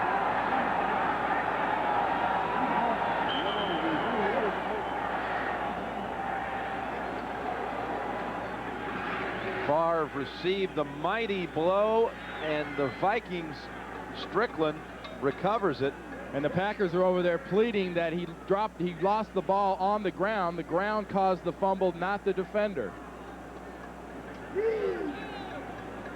You know what Mike Holmgren's vote is? John Randall delivered that mighty blow. Ooh, what a critical call this is, Randy. Remember what we talked about earlier about Jim McMahon taking that slide in those situations? Favre looking for the cutback. It's been ruled a fumble, and Favre going for the yardage. Looks like he was looking for the cutback, has the fumble. Let's take a look. Does the ball come out before or after the contact with the ground? It's already coming out. Before, it's coming. Yep, that's coming out. Good job by Randall. Nice call by the officials, and sometimes you got to go and sometimes you got to slide. Looked like he was switching hands with the football. Didn't get it quite over to the right side, and that's the first turnover of the day. That's what I said, looking for the cutback. You switch up all over when you're looking for the cutback. So Vikings leading 21-10. 10 minutes to go in the game. Take over at their own 18. Trying to deceive them with the threat of an end around with Anthony Carter. Butler made the initial Instead, contact. straight ahead with Scotty Graham, a gain of about 3. Deion Sanders' 7th interception. That is a remarkable football player. A remarkable all-around baseball football player. I mean, the guy hasn't been there but for part of the year, and he's leading the NFL right now in interceptions, or NFC. He came was in tied with Butler. Right, as a former Florida State teammate. Now here with the Green Bay Packers, who has 6. You saw Sanders has collected his 7th. Second down, 6.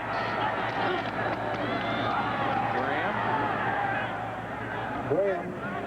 Chewing up yardage and the clock, but not a whole lot of yardage on that one. That was a good play on those last 2 runs by the Packers of closing things up, team tackling. Mike Tice is down.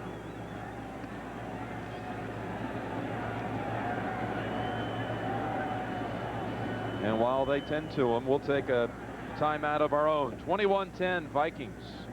The National Football League is sponsored by the all-new Ford Mustang. It is what it was and more. Touch Blanc de Noir. There's a little fun in every bottle. Sony, the official video electronics company of the NFL, and by Black & Decker, the source of powerful gift ideas. There's Mike Holmgren working Jerry Markbright. Look, he's saying he was down, he was down. Markbright says no. Next official comes in and says, watch this from the right. Here comes the next guy. No, coach. Look, the ball was coming out before he went down. Was he really? Well, you know, Holmgren on that far sideline would have been blocked out, though. He would not have seen the ball squirt loose. It was clearly a fumble, and the Vikings now with a 3rd and 3.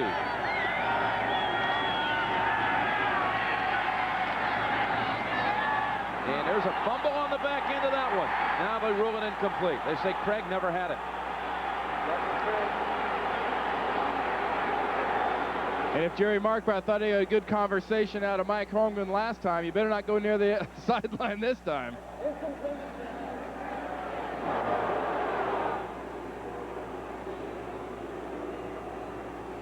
I mean, you draw these things up, you want the first down, you throw it right out to your back. No possession. You saw the ball as soon as Buckley hits him from the back, it starts coming out. He's got it, then he doesn't have it. Never got those feet down on the ground with possession. Good call. Vikings kept the football for a minute and a half on that possession. Harry Newsom. Short boot, but a gracious bounce down at the 33. There is a flag on the field, and now a little altercation. That's a little chicken fight going on at the top of the screen there. Orlando Truitt was the gunner or the wide man, and he was being, I think, held and generally just sort of dogged up there. And then he lost his cool and took a punch. Anna Lee Peck for the band's assistant center, please. You know, there's a lot of stuff going on when the officials don't have hats anymore. Yeah, because when they throw their hats, they're out of flags. See, so you must have at least 2 flags and 2 hats down on the field. They both saw the same thing. Orlando Truitt. Hey, what else do you need? There you go. That's so you don't lose them. You don't throw them very far apart. I think we got a pretty clear spot on that one. One thing about Tempers flaring at County Stadium, it's the only field in the National Football League where both teams are on the same sideline. This could be a huge play against the Vikings if it goes against the Vikings. The Packers have good field position as we stand here. See, the Vikings are on that side, that's the left side of the field. I mean, the only thing that separates the Packers and the Vikings is the stripe. 3 fouls on the play. 3. All against Minnesota. We have number 82 going out of bounds, coming back and illegally touching the ball. That penalty is declined. We have number 89 with an illegal hands to the face before possession. That penalty is declined. We have personal foul, unnecessary roughness on number 89 after the ball was blown dead, 15 yards from the dead ball spot, first down for Green Bay. And that just about covers the entire rule book. Well, you know you're in a rough and tumble NFC type of central game when, you know, normally you'd say women, children, and wide receivers to the sidelines when you're playing defense and field position, but wouldn't you know, a wide receiver gets in there and messes up Denny Green's defense's field position because the Packers now have it on their own 49.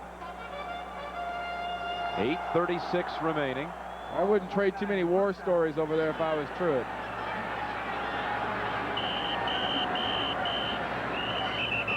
Hold on a minute. You're talking about the 2 teams on the same side, divided only by a stripe, by a piece of tape. Just a piece of tape. I know some rivalries I've played, and a piece of tape wouldn't do it. That's not a piece of tape and guard dogs, maybe, but right. not a piece of tape. Pitbull. The clock on the scoreboard is official. The clock on the other smaller scoreboards is not functioning. We'll go with the one on the scoreboard. All right.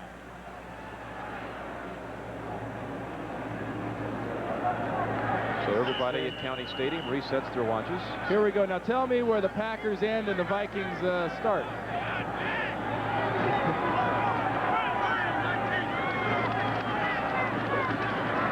Edgar Bennett incomplete. Remember, Mike Holmgren was telling us last year when McMahon was a member of the Eagles, McMahon was straddling that line, and Holmgren was right on the other side, and well, he was going ballistic, just throwing a fit. Kind of playfully, the McMahon looked over to him and said, "Hey, Mike, calm down, relax a little bit, will you? Chill, chill." And then there was a preseason game this year against Kansas City, where Holmgren had Joe Montana looking over his shoulder and reading some of the plays that he's familiar with from back at the 49ers with that language. Well, Holmgren doesn't need a line. He needs some points here quick. Second down and 10. Favre fires open. It's Thompson at the 24. 28 yards to Darrell Thompson. That was a nice play. Defense is so worried about wide receivers running down the field. Thompson comes out of the backfield, runs straight up the field, and Favre hits him on the seam. But like I said, Holmgren needs some points quick for his Packers. Under 8 to go. Edgar Bennett. Randall had a hold of the leg.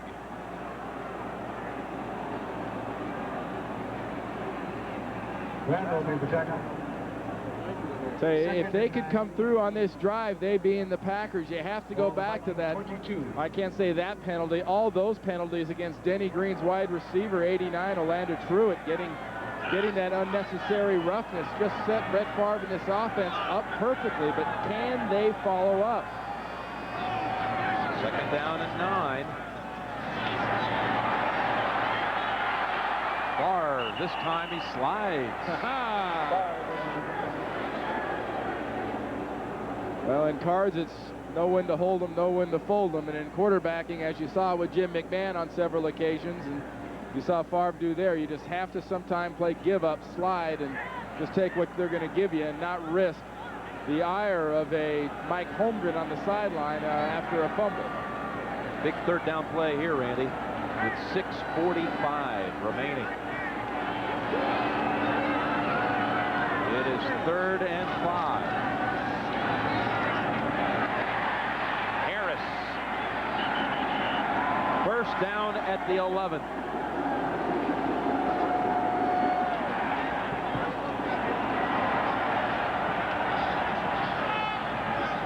You know, the Packers on that last play end up giving it to Harris, but where they want to go is here to Sharpe, right in this area. Watch Favre look at him, want to throw it, see everybody's rotating to him, and come back real quick to Jackie Harris. Nice job of defensive reading by the young quarterback, Favre. 6 minutes to go. Packers down 11 from the 11. Had it down. Ed McDaniel denying defensive play. Attempting to throw that into Ed West. And that would qualify in the trying to make something happen category that Mike Holmgren talks about with Brett Favre. He says he's a guy that can really read defenses, can do some effective throwing, but gets in trouble when he's trying to make things happen. Slow motion or not, that ball and the defender got there simultaneously. Second down and 10 from the 11. Favre runs into the clear, now throws back in the end zone, caught on a deflection, I believe. Mark Clayton, touchdown.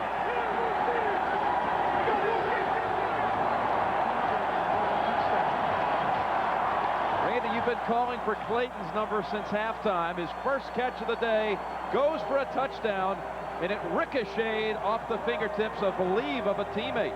Especially in this red zone on this possession. You saw him want to go to Sharpe, come back to Harris. He is not the featured receiver on this play. Watch the tips. Watch his feet.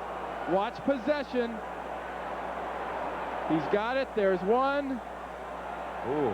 I think that replay of that isn't a touchdown, but you know, that was 2 years ago, so the Packers get lucky. Let's look at one more time. What happens?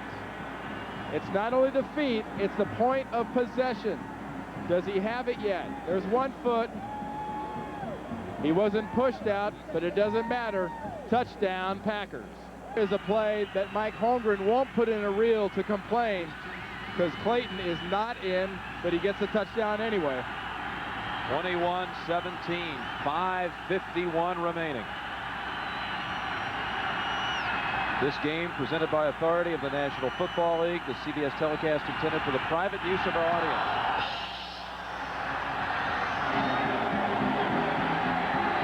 And Ismail with little room in front and a flag thrown. Able to wiggle his way near the 20. Got a bunch of flags, but no hats.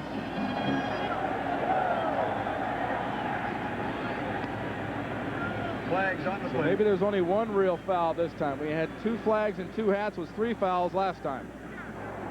Illegal block, number 85, receiving team. Half the distance to the goal, first down.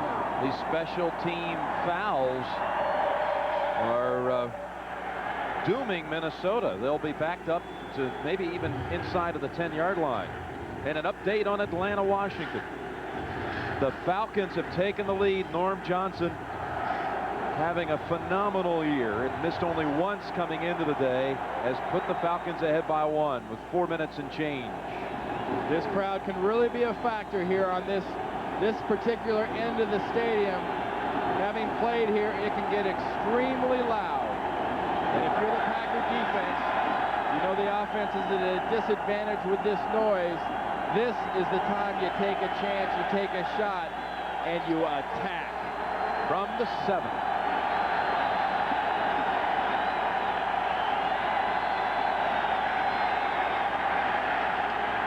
Graham not quite to the 10. Holland and Pop combine on the hit.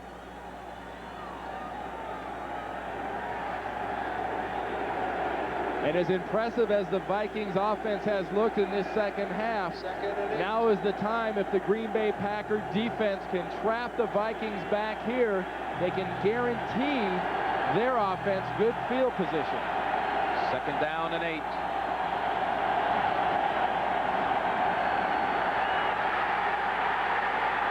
McMahon avoided a sack and picked up about 3.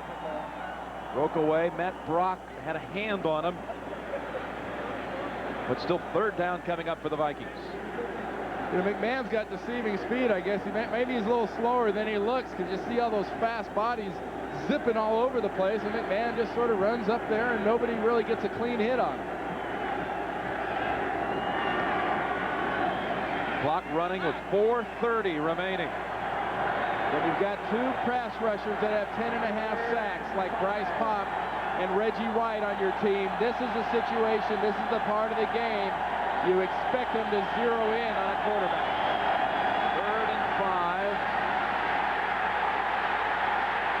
McMahon short of the 1st.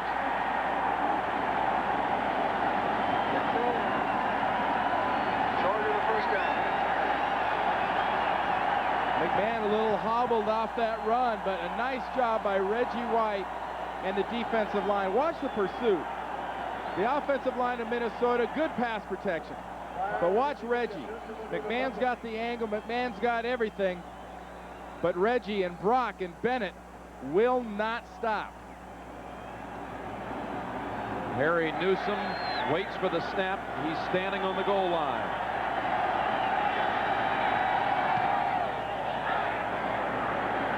Their catch, Pryor has it, but Green Bay is set up on the Minnesota side of the field. 32-yard punt. Set for high drama at the finish of this one, just as they performed in the first meeting this year.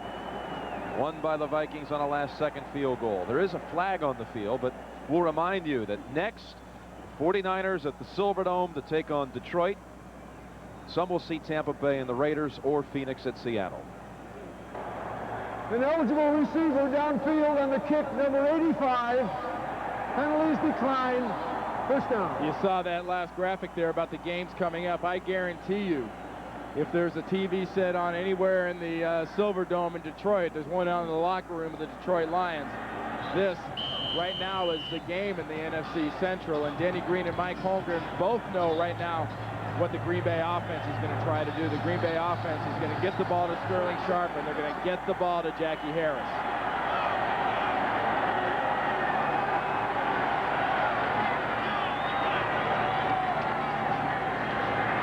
Setting up the screen.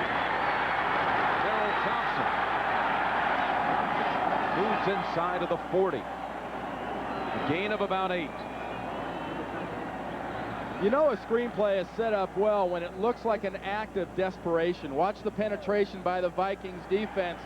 Brett Favre almost has a desperate look, but that desperation from the penetration sets up a good screen. Another good cross body block by Harry Galbraith out there setting up that screen. 3:30 to go. 2nd down and 2. That's the 1st down. Ron Lewis makes the catch at the 35. Lewis on the reception. 2 weeks ago, the Green Bay Packers moved the ball up and down the field on the Chicago Bears. And Mike Holmgren made the point to us yesterday, moving the ball sometimes isn't enough. If you're going to move the ball, you have to finish off drives, and you can't have mistakes. Here is the point of the field. You can't drop a critical pass. You can't have a misread. You can't force the ball. 1st down and 10 from the 35 of the Vikings. Favre looking for Clayton, and a flag thrown. Carl Lee will be called for interference. A reach back and a push or hold with that left hand.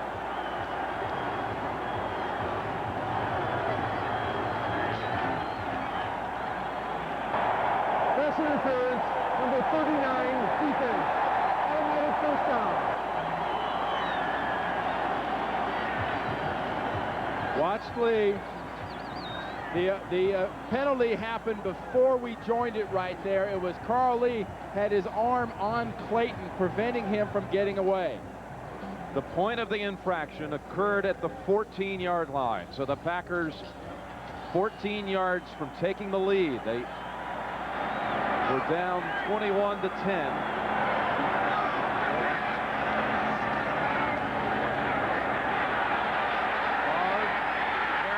Down at the 2. Now it's 21-17, and Green Bay only 2 or 3 yards away from taking the lead. Like we said, they're going to get it to Sharpe, or they're going to get it to Harris. A nice job. People talk about running left and throwing right. Just a textbook example of how you do it right. Watch Harris. He's still down right now. Ow. He took that hit right on the leg, and he's just come back from an arthroscopic surgery about a month ago. This would be a huge blow to the Packers offense. He suffered torn cartilage in his left knee against the Saints on November the 14th. Many thought he would be out 4 to 6 weeks. But after arthroscopic surgery, he played in a game 17 days later at Chicago. And I believe it was the left knee here, Randy.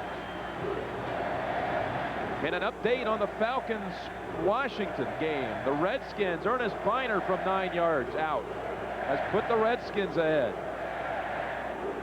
A Washington win and a Green Bay win would put the Packers in the playoffs. As it turns here in Milwaukee for the Packers, it's turning for Milwaukee and Washington. 1st and goal.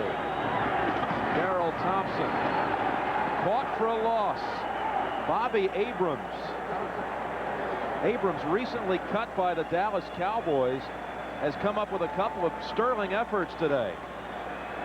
The Packers come out in 2 tight ends. Watch him hold his ground against a lead block by Bennett. Bennett makes the mistake of putting his head down. Abrams plays it perfectly, and when you have Mark Chmura and Ed West in at tight end, it's just not the threat of having a Jackie Harris in at tight end. Green Bay is going to let the clock run down to the 2-minute warning. They will have 2nd and goal from the 7. And they'll have 2 plays. There are no field goals in this situation. Rusher for the Minnesota Vikings will be watching this critical play, this critical series. 2nd and 7. I mean, the Packers The Packers have got 2nd down, 3rd down, 4th down. There is no doubt, Jim. They don't need a field goal. They're going into the end zone.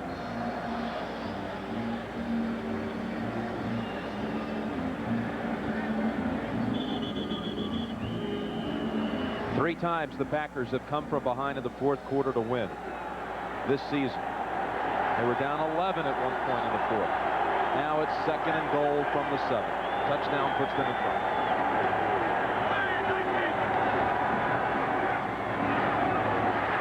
Sharpe, Jenkins right with them, maybe even lost a yard.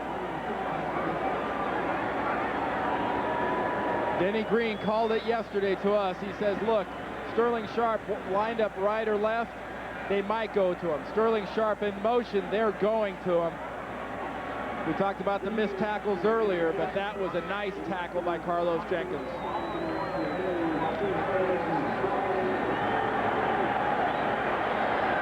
Now 3rd and goal.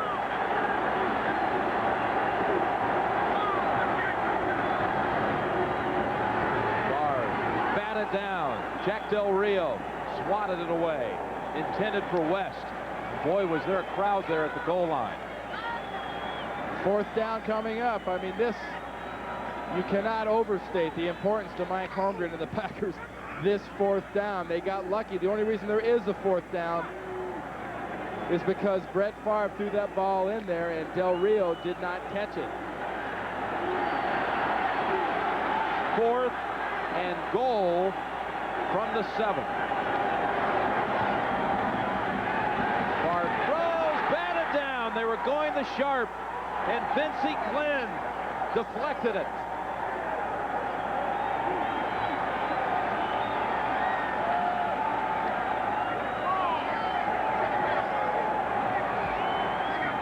Now let's remember, the Packers have all 3 timeouts, so if they can make a stand, they might have a chance to touch the football again. Vincey Glenn knew and the defense knew they're going to Sterling Sharpe. This is trying to put the ball into the absolute perfect location. Sharpe was there, but Vincey Glenn makes a perfect play. Watch this. Knocked away with that right hand. And, you know, to the victor go the spoils. And when you knock it away, down for the count, Vincey Glenn says. Sean Salisbury at quarterback. Scotty Graham getting him out of a hole out to the 16, and there's a timeout. Reggie White signaled for it right away. But that burst by Graham picked up 8 or 9 yards. And Green Bay is now left with 2 timeouts.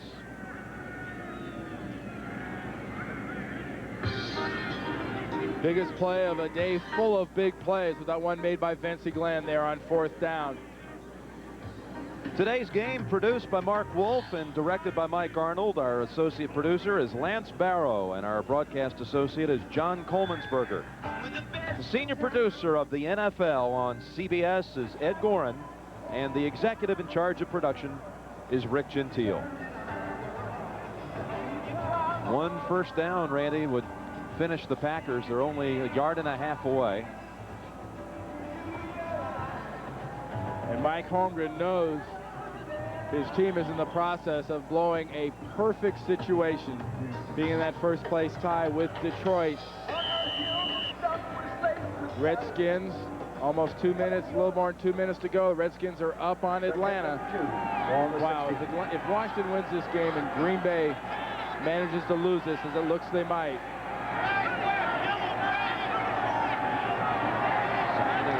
short 2. They stop them short, and they use the timeout quickly. By the way, Salisbury in there at quarterback. You recall McMahon diving for the marker on the last possession, came up limping. 40 seconds. So it'll be 3rd and a long yard. 3rd and 2. The Packers have 1 more timeout. see McMahon there is sort of gingerly walking around the sideline. I mean, there's no guy in the world rather be in this type of a game in this situation than Jim McMahon. That tells you a little bit about what kind of a money guy he is. in a game the Minnesota Vikings absolutely had to win. They got that kind of performance out of Jim McMahon.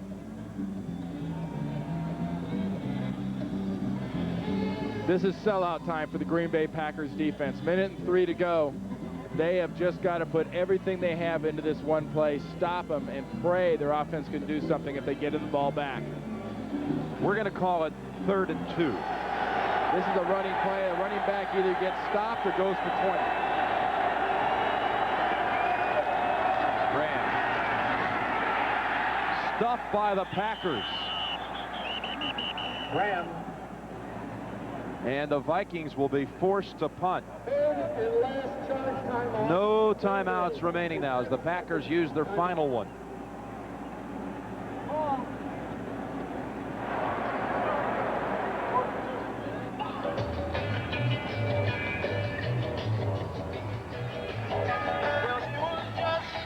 That's quite an effort when you consider Graham picked up 8 yards on 1st down. Oh, exactly. And you saw that defense all jumbled up.